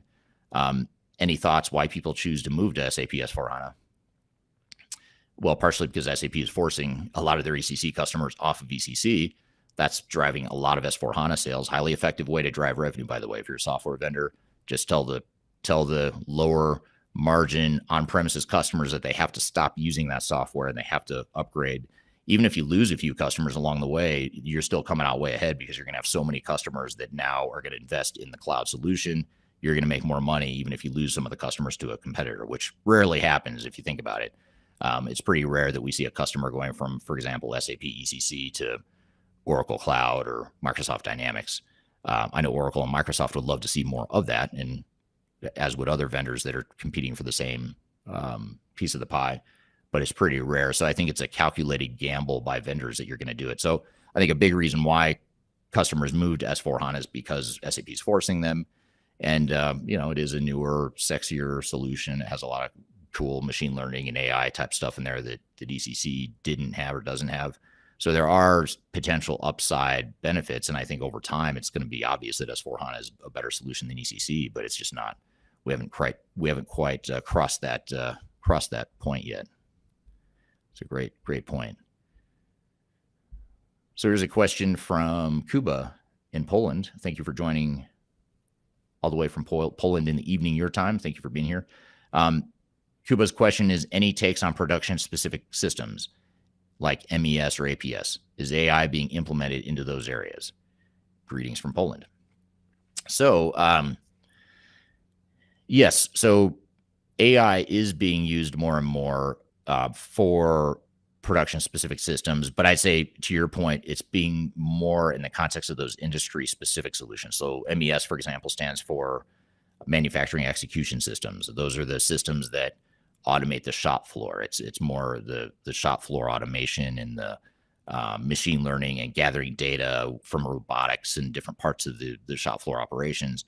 That massive volume of data and that highly focused technology is ripe for AI. That's where AI really shines right now. With ERP systems, yes, AI is being introduced, but it's more of the real basic parts of the business. For example, like PO processing, you're getting AI machine learning to figure out, how to automate accounts payable processing and to kick out the exceptions to a human to take action or to intervene. So you are seeing AI in ERP systems, but you're not seeing AI in ERP systems around some of those really high value areas or higher value areas like manufacturing with MES. So I think, yes, you are seeing it, but I think you have to go with to your point, a production specific or a functional specific software to really get, some groundbreaking AI at this point. That'll, become less true over time, but that's the way we see most of the industry right now. So here's another comment from Rufus. I recently convinced a client to switch away from cloud to an on-premise because the support from the hosting provider wasn't up to specs. The ERP in question is Sage, which is not a cloud-native solution. So great point. I mean, you may find that the on-premise solution is a better fit, gives you more capability. In that case, you've got to go with it and figure out, what you're going to do to manage the downside risk of the fact that you're using an older system.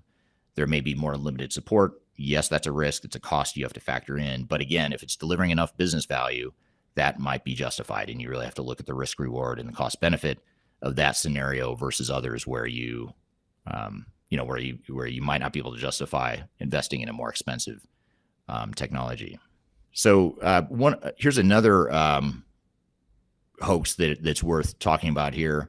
And this is a really common one, and that is our system can be deployed in X number of months. Insert number here. We sometimes get proposals that are just completely bizarre and unrealistic, in terms of what a vendor is suggesting the technology can be deployed. If I had to pick on one vendor that's the most guilty of this most consistently, I'd say it's NetSuite. NetSuite, for as good of a product as it is, they really mislead customers in terms of how long it's going to take to deploy.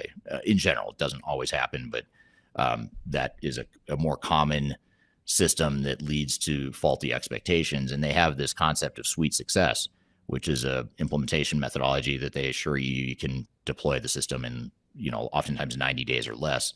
And for a small, really simple organization, that might be somewhat achievable. But if you're a mid-size or even a large organization, you're just not going to deploy NetSuite in that amount of time. And I'm picking on NetSuite to some degree, but this is a universal problem with other vendors too, where the system integrator or the software sales rep or both come in and say, we can deploy this technology in 12 months or 18 months, whatever it is.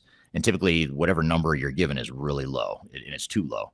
The reason being is that they're selling you a concept of how to deploy technology, which is different than going through a digital transformation and changing the way you do business and actually adopting and using the technology. Those are two totally different paths. Yes, you can deploy technology as fast as you want. I don't disagree with NetSuite, Suite Success, or any other vendor that says they can deploy technology in whatever amount of time. Chances are pretty high they could, but it's not going to be pretty, and it's not going to fit your needs, and it's not going to get used by your organization. It's not going to improve your business. It's not going to deliver business value. So it really depends on what you're trying to accomplish. If you're really trying to get business value and an ROI, which I would argue most organizations are or should, then you should be making sure you add some reality and add a grain of salt to that proposal that you get from a technology provider, because the technology provider is going to underestimate, not because they are intentionally misleading, but because their job is to give you sort of a best case scenario. And the last thing they want to do is create an expectation that it's going to take more time, more money than a competitor. So they're trying to sell you on the merits of their software and how quickly it can be deployed and how easy it is to use. And with that comes expectations that get misstated. And so you really have to look at every proposal just to back up, every proposal we see from vendors that we're helping clients evaluate and negotiate with vendors. I can't remember the last time I saw one that looked at all realistic. I mean, most of the time, those proposals are completely understated, again, because they're focused on deploying technology, which is just one work stream within a digital transformation. When you talk about business process improvement, defining what you want to be when you grow up, redesigning your organization, defining your standardized business processes that you want to conform to across a global organization, those are the things that take a lot of time. And that's what slows down a project. It's not the technology typically that slows it down, although it can. It's typically not the designing and building of the software that creates problems. It's all the other stuff. So it's all the other stuff you have to factor into your overall transformation plan to have a more realistic one. And then while I'm at it, I'll cover one other one that's really important, is that nobody ever got fired for hiring, insert big well-known name here. It could be SAP, it could be Accenture, it could be Deloitte, IBM, PwC, any of the big name software vendors and system integrators. There's a perception that it's safe. It's a safe bet to invest in or hire one of these big name vendors. And I'm so fascinated by this concept because I hear people say it fairly frequently that nobody ever got fired for choosing SAP. Nobody ever got fired for hiring Accenture. The problem with that is I can name a lot of people that have been fired. I've seen a lot of people lose their careers or get fired because they brought in SAP, they brought in Accenture, they brought in Deloitte, thinking that that was the silver bullet they were looking for. But I would argue that those options are just as risky and sometimes even riskier than a lesser known name, where you think about a smaller vendor, a smaller software vendor, or a smaller implementer, they have more to lose if they piss off a client or irritate a client or don't do a good job. They have more to lose to have a dissatisfied customer than a big name does. So sometimes those smaller mid-tier vendors try harder and they provide better service and better value than a big name that's going to be super expensive and may or may not deliver business value. So, and I say that as a former PwC or an ex-PwC consultant. I mean, I saw how much customers were spending on us, and quite frankly, we as an organization didn't care necessarily if someone got fired for hiring us, as long as we kept that company as a client. That's what we really cared about. So, so I wouldn't be, that's something else to be aware of too, is people do absolutely get fired for hiring some of the big names. I've just seen too many failures and lawsuits in my time, and too many terminated CIOs and CFOs, and even in some cases CEOs get fired for disasters that happen with their tech deployment. So I definitely wouldn't be misled by that comment either. Here's an interesting comment just to sort of continue to pull back the curtain of the industry and the inner workings of the industry. This is from Manikandan on LinkedIn. Manikandan says, as SAP services partners, you earn services revenue quicker as the cloud solutions are fit to standard, unlike the classical implementation methodology of business blueprinting, customization testing, user acceptance testing, and training. It's a great point. That's actually a really good, clear point and very straightforward to the point comment. And that is that, the economic incentive that vendors have and the service providers have is pro cloud, because the vendors obviously generate revenue faster because the subscription model kicks in right away. and you're starting that meter running, and that goes on into perpetuity as long as you're using the software. So vendors love it. Service partners, yes, you get revenue quicker on the services side because you are typically trying to implement faster, and that kind of goes with the whole agile thing too, which is another hoax that we didn't get to here today. But agile methodologies are a way to speed things up, but in my opinion, agile often leads to reckless acceleration of an implementation or a transformation. But it helps the service providers because they can bill more time and money sooner. And then also a lot of these service providers too, perhaps more importantly and more significantly, is they're making money or commission on the subscription revenue. So a lot of these service providers aren't just banking on providing you the services, they're banking on the fact that now they get a cut of this ongoing revenue into perpetuity. And usually, I don't think they typically get paid commission into perpetuity, but they usually get paid for like 3 or 5 years for that subscription for the lifetime of that, for that client. So they're making a lot of money on both sides. They're accelerating revenue on both sides, both the services side and the software side, which is, money talks. Money is very powerful, and money leads to some of the hoaxes that we're talking about here today. And that's, by the way, why we started Third Stage as an independent consulting firm, because we saw that economic self-interest was leading to such poor behavior and such damaging, destructive behavior in organizations. And quite frankly, it's why there's so many failures in the digital transformation space. And it's why so many of these implementations fail, is because expectations have been mismanaged because of economic self-interest on the part of software vendors and system integrators. So having an independent technology agnostic advisor like Third Stage is a way to counter that and have someone that's really representing you and only making money from you, paying them to give them advice rather than making money from the software vendors. So here's a comment from Brandon on YouTube. Says, we completely ignore the other stuff. Drives me crazy. LOL. Drives me crazy as well. So thank you for, I'm glad I'm not the only one, Brandon. So thank you for your comment here. And then maybe a good place to close it here, since we're out of time, from William on YouTube, provides the greatest hoax of all, which is the main hoax is Bigfoot is alive and well and lives in Colorado. You're welcome. So William is based in Colorado, where I am as well, and that's where Third Stage is based. We have offices in other countries, in Europe, Africa, and Asia Pacific, but we are based globally here in Colorado. So Bigfoot's alive and well. That's the last hoax I'll share with you here today, courtesy of William on YouTube. So thank you for that. All right, great conversation. Thank you, everyone, for your feedback and for the great comments and conversation as it relates to what is a very controversial and fun topic to talk about. It's unfortunate, but it is fun to talk about it. In fact, we'll debrief on some of these points and dive into some of the points that were brought up here in just a moment. But first, we'll take a quick break. You're listening to Transformation Ground Control.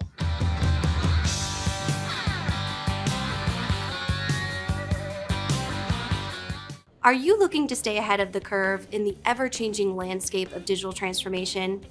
Then you need our newly released 2023 Digital Transformation Report.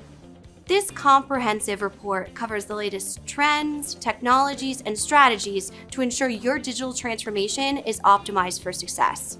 The 2023 Digital Transformation Report is packed full of proven methodologies and insights from experts in the independent digital transformation field. You'll also receive practical insights on how to implement digital transformation strategies within your unique organization. This free report is available for download on our website at thirdstage-consulting.com under our Thought Leadership section. That I'm bad to the bone, bad to the bone, bad. Hello, welcome back to Transformation Ground Control, episode number 112. You can find new episodes every Wednesday on YouTube, LinkedIn, Facebook, Twitter, as well as audio podcast platforms throughout the world. So we just had this engaging conversation with the audience about industry hoaxes and what it means to buyers of technology and what it means to your digital transformation and how you can hopefully see past some of these hoaxes to better plan for and execute your digital transformation. What were some of your takeaways from that conversation, Kyler? Well, I actually wanted to share an internal situation that we had that was very similar to a hoax that you kind of covered around vendor sales tactics. And we recently engaged with a software vendor, just like everybody else. We have technology and we're an organization that utilizes software vendors. And they wanted to push us to sign a contract in a week. And they said, it's end of month, you have to do this or you're going to lose this deal. And we worked really hard to get this for you. And of course, me being me, I urgently go to Eric and say, we need to sign this. We need to sign this. And he, being the expert witness he is, says that, we're not signing anything that we feel rushed into. That's not our approach. And a great coaching moment for me. But magically, the month ended. We took our time reviewing the contract. We made sure we got all of our needs in the contract, and the deal was back on the table somehow. The finance approved. So right. He got some sort of special one-time approval that's never happened before. We heard it all, and it was pretty funny to watch.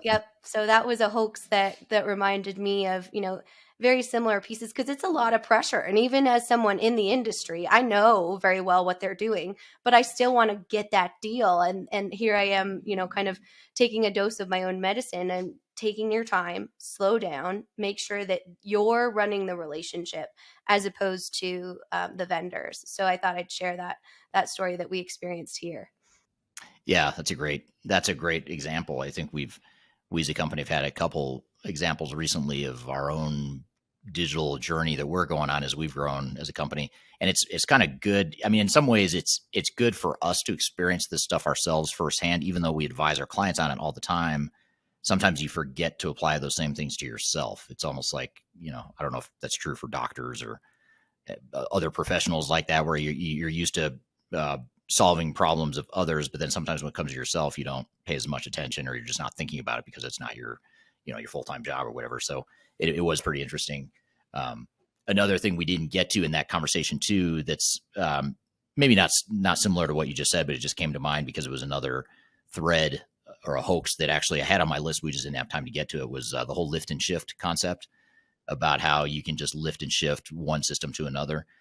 And it's seamless behind the scenes. No one's ever going to know. And that's another challenge that we faced as a company ourselves in a recent Microsoft Outlook or Office 365 migration from one hosting provider to another. And it same kind of thing, lift and shift. It's behind the scenes, seamless. No one's even going to notice until they do. And there is disruption. So it's same. That was another thread that I thought would probably be good to talk about. We just ran out of time, but that's an important one too. Yeah, definitely. And if the audience has any other hoaxes that we didn't cover, because there are quite a few, that we didn't get to, because some of the conversations are so triggering when it comes to the death of ERP, the cost of cloud and SaaS. If you haven't seen Eric's TikTok video on that, it's pinned on his profile, and people go nuts. That's where I pull a lot of questions from about the future of cloud-based solutions and mostly the cost of ownership. It's a very polarizing conversation, as we saw kind of in some of our comments from our audience in that conversation. Yeah, absolutely. It's a great place to look for comments and join the conversation. And I'd love to hear people's comments on all this stuff, because it does, it's sort of like, because we're not affiliated with software vendors, we're not selling software, we don't have skin in the game or a dog in the fight other than just to advise our clients and make sure they're doing the right thing for them. That's our sole focus. I mean, we're paid by our clients, no one else. So clients pay us to look out for them. And so it gives us a different perspective that most software vendors, consultants, and system integrators and implementers don't have, which they've been drinking the Kool-Aid for years and decades, and they've got their myopic one-size-fits-all answer. And that leads to a lot of unhealthy messages that lead to destructive or damaging actions or strategies from companies that are trying to deploy the technology. So it's, I feel like in some ways it's our job to call this out. Let's have a discussion about this. Is this really real? And the fact that it's a trigger for many is interesting too. That's just as telling as the conversation itself, is when people get irritated with us for calling this stuff out. It's like, why are you so irritated? If what we're saying is not true, then you shouldn't worry about it. Then we're just making stuff up, right? But you must be worried about it because it might be true. Could that be the case? So anyway, it's a fun conversation to have. And I think it's just, again, you have to be somewhat of what was that term that Clifford Martin from our team uses? Professional skepticism. Professional skepticism is a great term, and that's kind of how you have to be. You can trust. You want to build a relationship. You need a partner, on the software vendor side, system integrator side, but you just need to trust but verify and have that professional skepticism as you go into the projects too, for sure. Absolutely. And two follow-on items I'll have. Eric does have a hoax video, a couple of them on his YouTube channel. And then also, if you have questions about a system that's being sunset, because we know that's kind of a push with our current industry is moving to cloud and sunsetting other systems, feel free to reach out to us. We have a lot of clients that just have questions about what that looks like. He also has a new YouTube video on what to do if your system is on the list to be sunset. So we'll pop those links again here in the chat, but feel free to go over to his channel and kind of look at those different things. But speaking of the channel, we have a big congratulations and special Q&A with Eric for achieving those 50,000 subscribers. So that's such a huge milestone. So congratulations, Eric. Yeah, thank you. Thanks for that. And we're going to turn the tables here, turn the mic back to you, and you're going to ask me a bunch of questions about what's changed in the years that we've put together this YouTube channel, and what's driven some of the growth, and what trends are we seeing in the space. So we'll kind of have a strategic discussion around the enterprise technology space in a moment in the context of that $50,000 or 50. I wish I made $50,000 off the YouTube channel, but contrary to popular belief, I do not. People have asked me, by the way, in the past, like, could you make a living off that YouTube channel? I'm like, no. I mean, I have thousands of viewers, but I need tens of millions to be able to make a living on YouTube ads or whatever. But not $50,000, but 50,000 subscribers is the big milestone we're going to celebrate here in a moment. And so we'll take a quick break. We'll be right back with more Transformation Ground Control.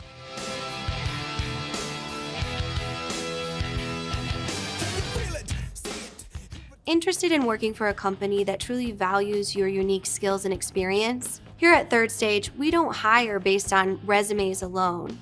We look at the full candidate, experience, and willingness to provide excellent service for our clients. Within a technology, independent, and agnostic consulting firm, you have the opportunity to learn across industries with a diverse group of clients. Our consultants also have the opportunity to diversify their portfolio and learn across technology systems. If you're interested in joining a high-growth entrepreneurial organization, please reach out to us at work@thirdstage-consulting.com.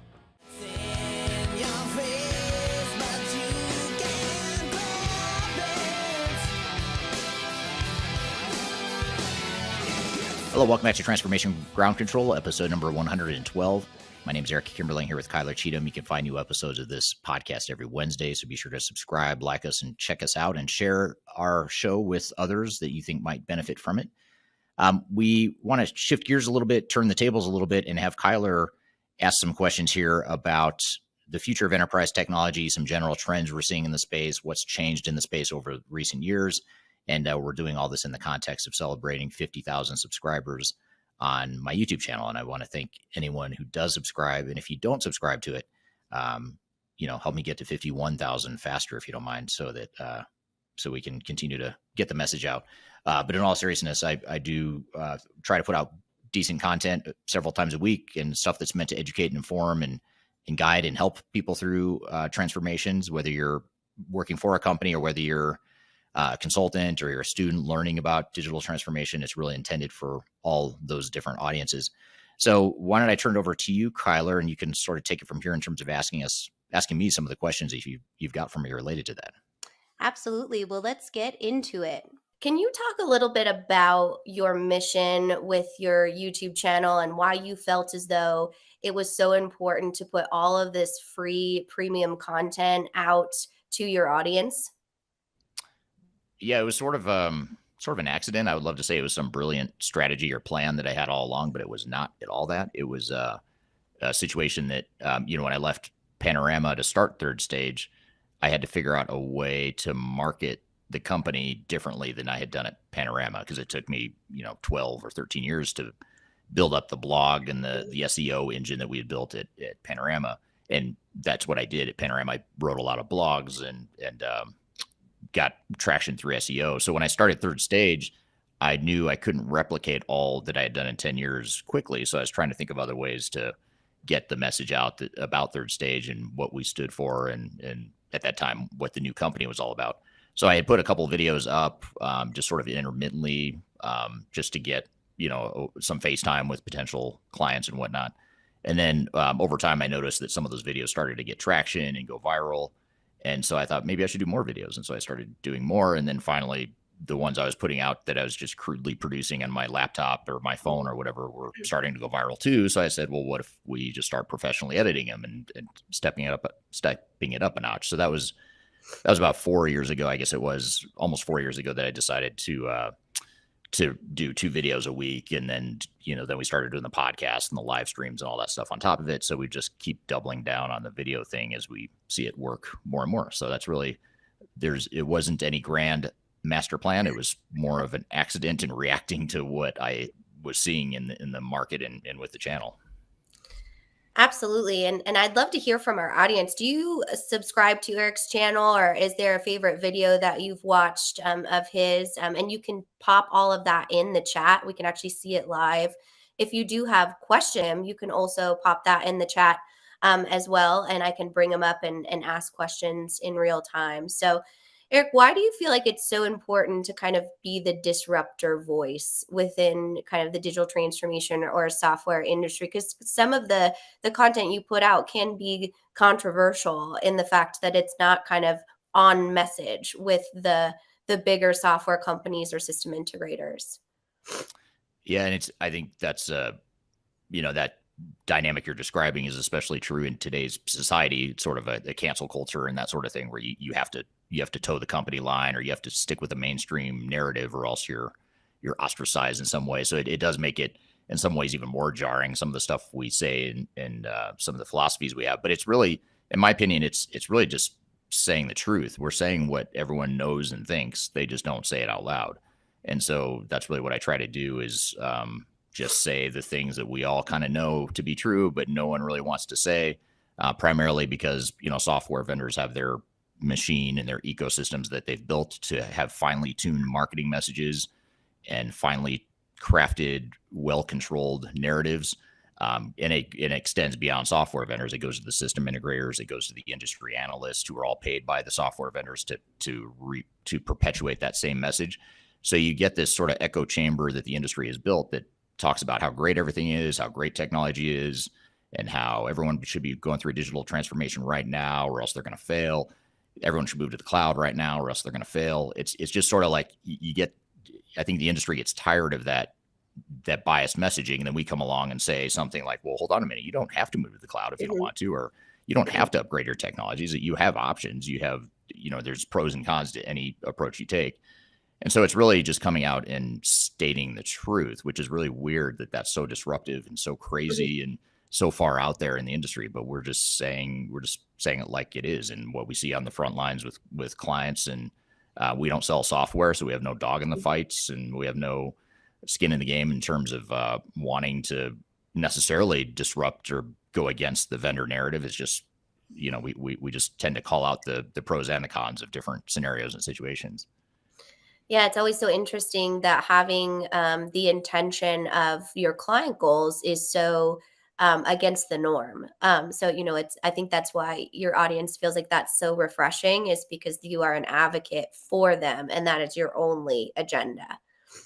Yeah, it kind of reminds me, in some ways, a little bit of the years ago when the financial services industry went through some changes where they had to separate the industry analysts from the firms that were actually selling stocks and things like that, because you had the industry analysts that were peddling their own products. And so the, regulatory pressures caused that to stop. I don't know that we'll ever get there anytime soon in this industry, but it's sort of, to me, the same sort of thing. You have sort of a rigged system right now. And so what I love about it is we can come along and not being tethered by any sort of vendor relationship or formal vendor relationship, not having any financial ties to the software vendors, really gives us the flexibility to be able to state the truth. Whereas most consultants, most system integrators, most software vendors can't really do what we do, because it goes against their own self-interest. So anyway, so that's really an interesting point as well. Absolutely. Well, definitely the fundamentals of your channel, but I want to get to your audience questions because I think that's a huge reason in why your channel has grown so quickly is because you truly do respond and acknowledge comments, not only in real time on live streams like this, but in your additional podcasts, which you have 2 of. So you have Ground Control and then your shorter form podcast, which is Digital Stratosphere that drops every Monday, Wednesday, and Friday. Also, the videos on Eric's channel and Third Stage channel, we respond to all of those comments, and Eric does personally on his social media. So if you haven't seen our question jar, this is a jar that I utilize in our Ground Control Transformation Ground Control podcast, which you can find anywhere you get your podcast or any channel you're listening on now.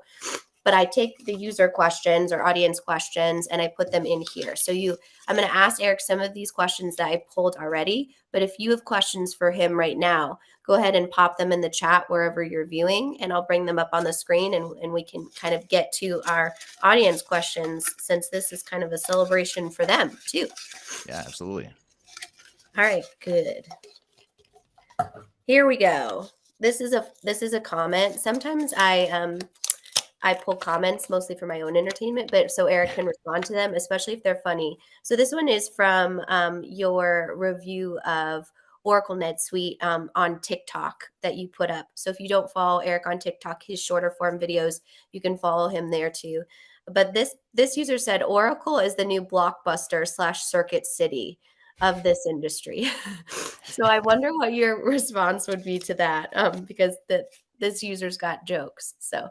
That's funny. It's funny how Blockbuster and Circuit City both have such negative connotations. And if you're not familiar with either company, they're both U.S. or they were both U.S.-based companies that were highly successful at one point. Now they're largely obsolete and irrelevant. So I think that's what the user is suggesting, or that what the audience member is suggesting will happen to Oracle.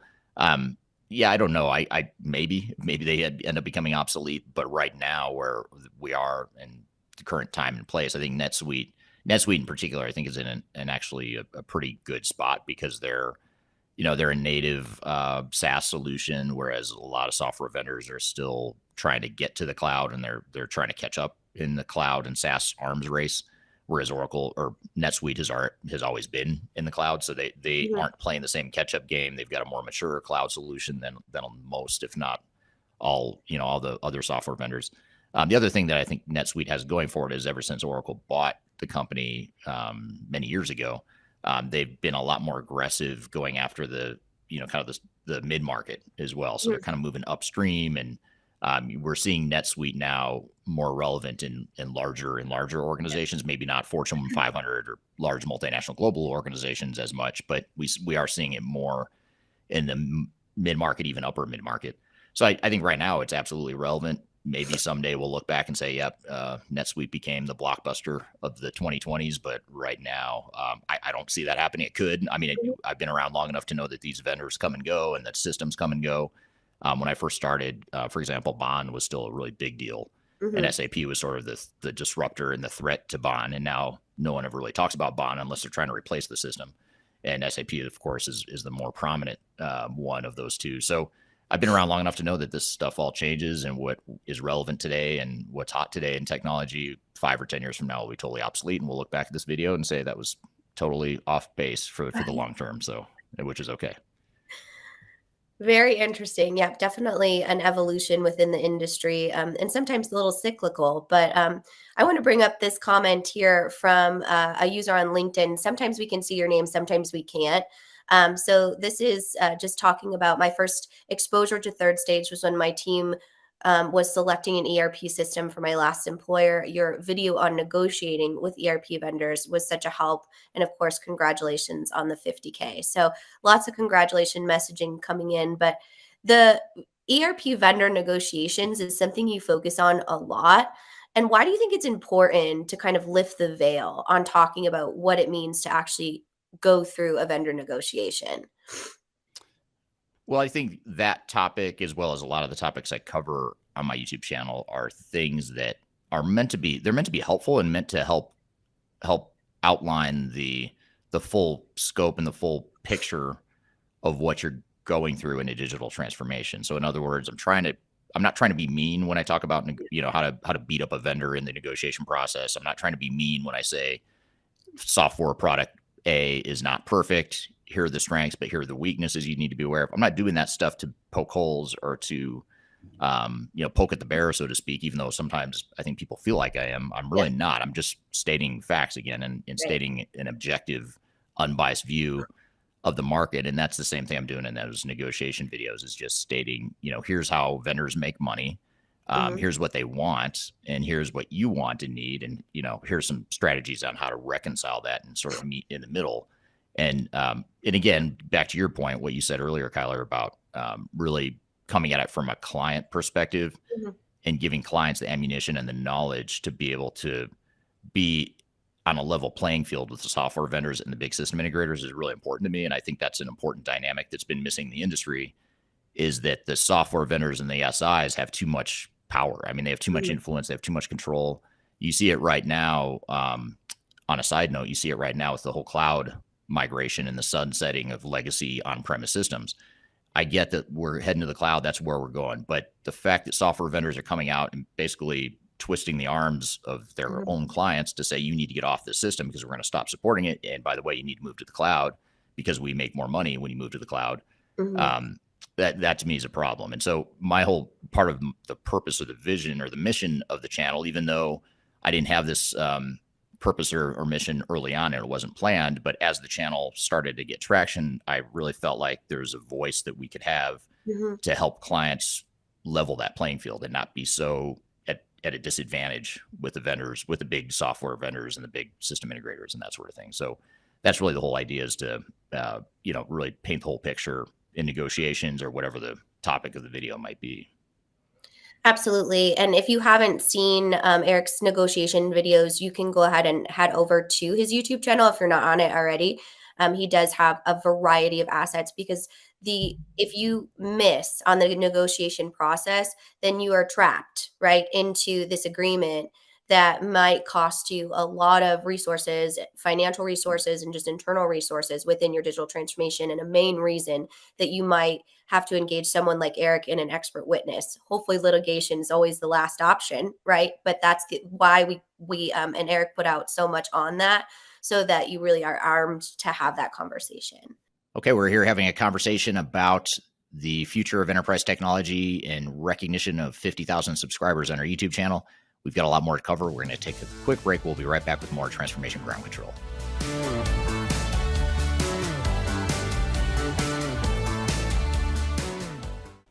If you are aiming for transformation success, turn to Third Stage Consulting Group. Third Stage's independent and technology agnostic consulting team helps clients define their digital strategies, define their roadmaps, and manage their transformations. With offices in the US, Europe, and Australia, our team helps the world's most forward-thinking organizations through their transformation pitfalls and risks. If you are embarking on a digital transformation or business change initiative, contact Third Stage Consulting to see how we can help you reach the third stage of transformation success. Learn more about us and download independent reports, videos, and other best practices at thirdstage-consulting.com.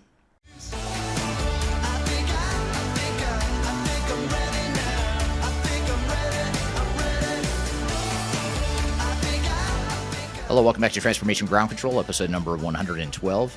Kyler is here asking me some questions about the future of enterprise tech and other trends in the market as it relates to hitting our milestone of 50,000 subscribers on my YouTube channel.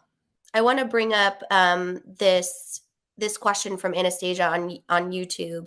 I work as a change manager of SaaS transformations. With all the different changes, it's hard to focus. What hard skills would you recommend to learn/have to stay a valuable asset? That's a really interesting question. Usually we do the opposite. Yeah. Yeah, especially if you're a change manager. I think that's the right kind of question to ask if you're managing change. Having something more than the softer side of change, having something more tangible and more hard, concrete skill set is going to be important. So, I'll just tell you what I look for when I'm hiring people or when we're hiring people on our team. Obviously, cultural fit's a huge thing. So that for us as a company, we gauge largely on cultural fit. But in terms of the skills we look for, when we have change consultants or candidates for change consultants that are interested in joining the team, I'll look for things like not just the ProSci certifications or the change management experience, but I'll also look for those that have some sort of operational experience. So if they've got a Lean Six Sigma background or process reengineering background, that hard skill is really powerful when you combine it with the change management knowledge. I think that's a powerful combination. Same with if if you can get some sort of certification or deeper knowledge of a certain technology. When I started my career, again, this was not part of my master plan. In fact, I resisted this, but I'm glad it didn't work out the way I wanted to at the time. But when I started at Price Waterhouse, I knew I wanted to be a change management consultant. But one of the first things they did is my partner that I work for sent me to get certified in SAP. It was R3 at the time, SAP R3. And I said, why would I get certified in SAP when I'm going to be a change management consultant? And it just, long story short, she just said, trust me, you just need to. And I did, and I'm glad I did. So I ended up doing change management for SAP implementations, but I could do it better because I knew how the technology worked. And I wasn't like an expert. I wasn't configuring or coding or anything like that, but I knew enough about it to really understand how the software would change a client's business.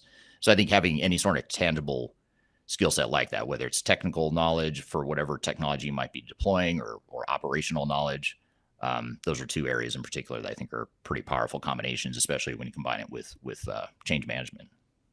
Absolutely. And that's a great question. So kudos to you, Anastasia, for, wanting to branch out, because that piece of consulting, and on the other flip side, if you are a very technical consultant, having those more softer skills like change management makes you more holistic and valuable to the overall transformation. So for sure. Yeah. All right, back to the jar. All right. Shake it up.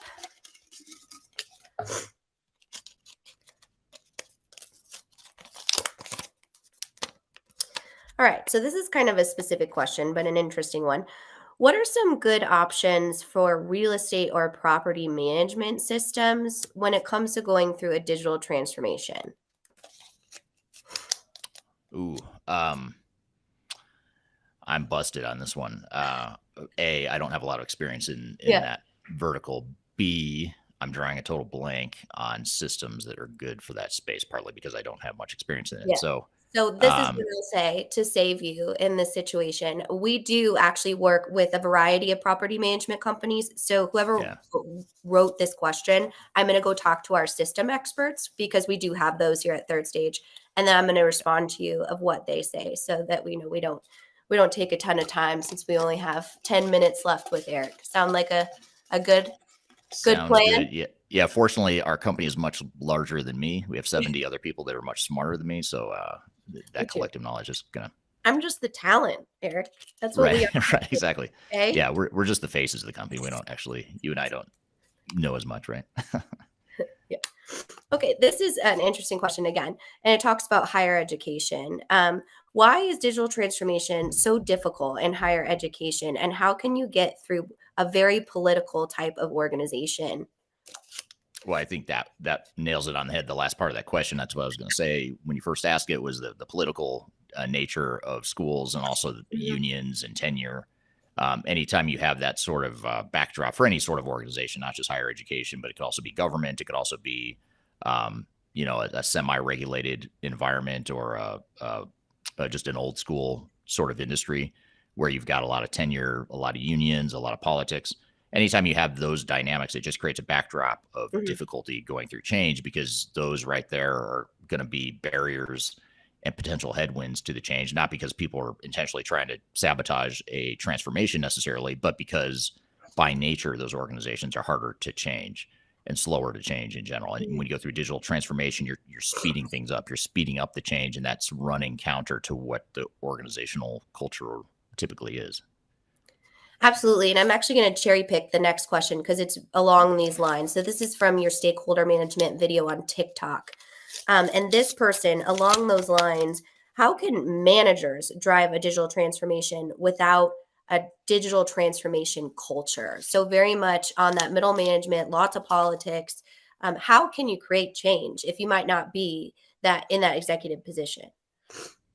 Yeah, it's an interesting question because a lot of times, a lot of our client organizations, they're trying to manage up the Mhm. organization. They're trying to manage up, and the change management issues oftentimes are coming from the top, and that's really difficult. I mean, in a perfect world, of course, you would say, well, let's make sure the leadership is all on board and the leadership's aligned and all that good stuff. And the reality is that's not always the case. And so what we do is we'll typically start off by engaging the Mhm. leadership and getting alignment and getting clarity on their vision and making sure they're on the same page with where they want to go as an organization. And a lot of times you can do that in a Trojan horse kind of way, not to say, hey, you guys are misaligned, so we need to have an alignment Mhm. workshop with you guys, because that's threatening, right? And Yeah. that usually isn't well received.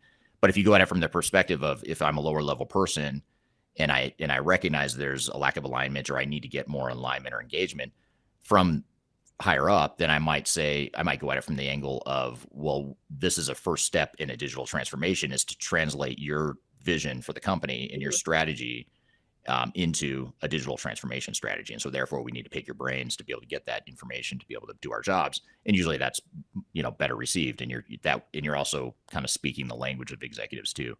So that's one way of seeing work pretty well, to work up the organization. And then, of course, working down the organization, engaging middle managers and key influencers and stakeholders within the organization. There's a whole strategy and process to go through to get that done. Mhm. Yeah, and one thing I'll add, just talking to your YouTube channel and that overall authenticity of your videos, many times what we've seen in very highly political or struggling with executive alignment is Eric will actually come talk and do an executive workshop with their team. And showing them his YouTube channel and being able to say, hey, there we have thought leaders, we have industry experts, can really kind of help get that alignment. So if you are struggling with that, feel free to reach out to us, and we can really put together some sort of unique package to ensure that we're helping with that, because it's a big part of what we do here at Third Stage. Yeah, Um, and I love doing that. By the way, that's one of my favorite parts of my job, is being able to do exactly that with yeah, executive teams. yeah, and it's so helpful to the project team as well, because you're able to really sit down and not only have this business thought leadership, which is what Eric really speaks on, is business transformations. It's the technology is the spine of the organization, of course, but we're all going through some sort of big change as a business. So it's a great asset to have. And I'm going to bring up this. I don't know if this is like, a placed comment here, or we might already know the answer to this, but I think it's really important to talk about your YouTube content, because you do a ton of software evaluations, independent and completely technology agnostic. You don't get paid for those. Nobody gets paid for those in any way, shape, or form. So I kind of want you to talk a little bit about this. So this question is, what is the ERP D365 ranking in 2023? So you can answer that question, but also tell us how you do your rankings and how you kind of come to giving that really unbiased opinion around software systems. Yeah. So, well, first I'd say the QR code that you see on the screen here, you can use that to download our 2023 digital transformation report, and that has the complete rankings in there, not just for overall rankings for ERP, but top 10 by different industry verticals and different types of systems like warehouse management or HR and that sort of thing. So you can get the full rankings there. But if I remember correctly, I believe Microsoft Dynamics was number one Mhm. in our most recent ranking. Prior to that, NetSuite was number one, and then they sort of flipped positions in the more recent one. And the way we do those rankings is part art, part science. I mean, it's largely based on our observations and knowledge of having worked with all these Mhm. different systems. And while it's on one hand, it's very difficult to generalize enough to do a top 10 ranking. We do it in a way that looks at cross industry, cross geography, independent of industry vertical and company size. What are the most commonly selected and the most successful implementations we see? And Microsoft Dynamics is high up there, or on the top of the list, largely because of the flexibility of the product, Mhm. the fact that there's so many Microsoft shops out there that adapt a little bit easier to Microsoft Dynamics.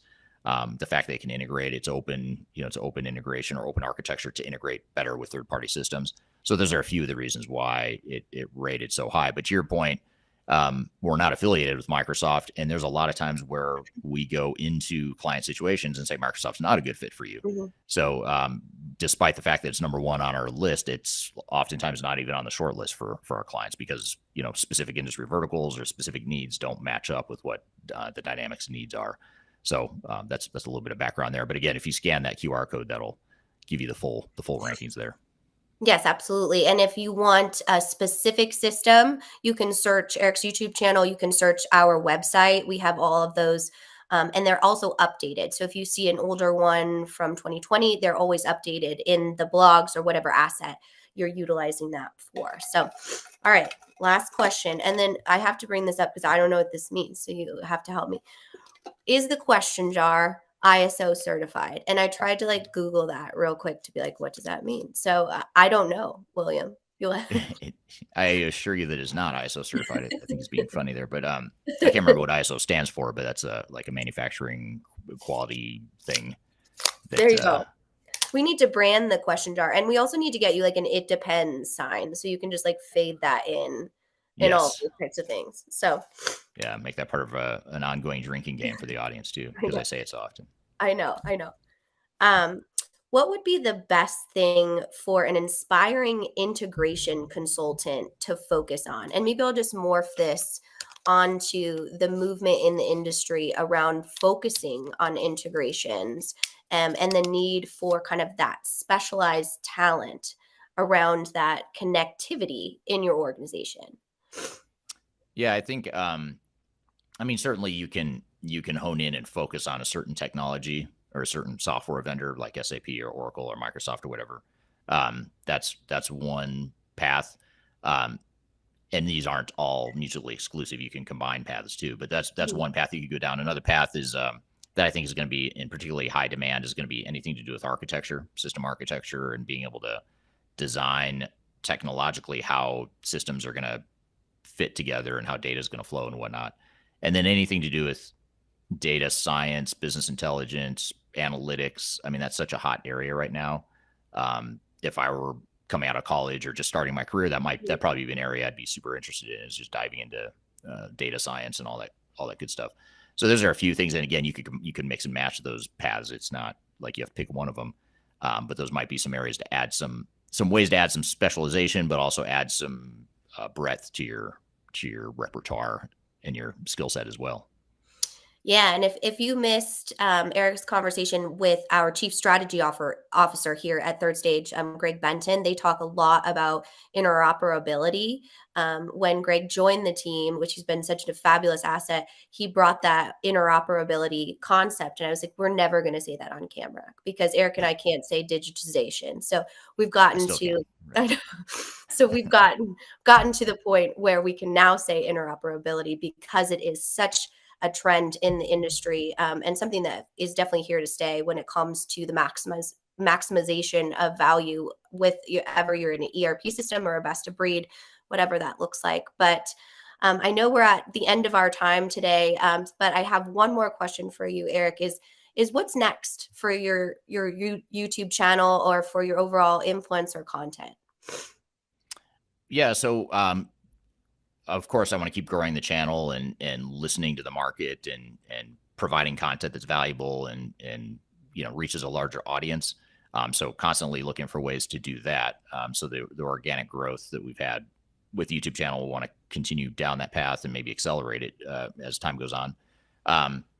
But some other things we have coming up there outside the realm of the YouTube channel, but complementary to it is I have a book that's being published at some point this year. We're trying to finalize that, and given the busy nature of our growth in business, that hasn't happened as fast as I'd like, but the book is complete, and we're just waiting to get it out to the market. So that's one thing is my first book.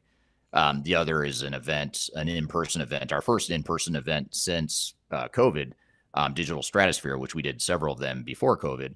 And they were highly successful. A lot of really good content, really good speakers, not just myself, but a dozen or so other speakers and thought leaders in the industry. So that's coming up in the fall. So those are two things that we have that are sort of ways that we want to reach the audience and interact with the community here. Excellent. Well, thank you for all of your hard work on this great content. And thank you to the audience, because really we do get a ton of ideas from you. And I know Eric cares very much about your engagement and your overall feedback on the content. All right. Thank you, Kyler. Thanks for the great questions. And thanks to the audience for the great questions as well. Thank you for another great episode, Kyler and audience. I appreciate everyone listening and being a part of this show and part of this global digital transformation community. As a reminder, you can find new episodes every Wednesday, same time, same place. If you're watching a stream of this on LinkedIn, YouTube, Facebook, or Twitter, it's every Wednesday at that same time, or you can watch it after the fact on any of those channels.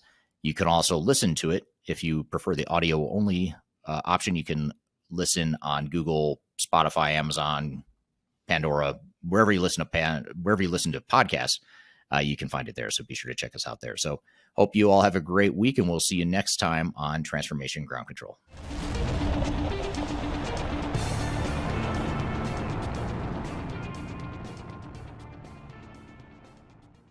Hello, my name is... Whoa. Hi. My name's Eric. Already screwed up, right? Sweet. That our audience leaves on Eric's social media profiles, YouTube, LinkedIn, and... Sorry, let me do that again. Sorry, Cassie.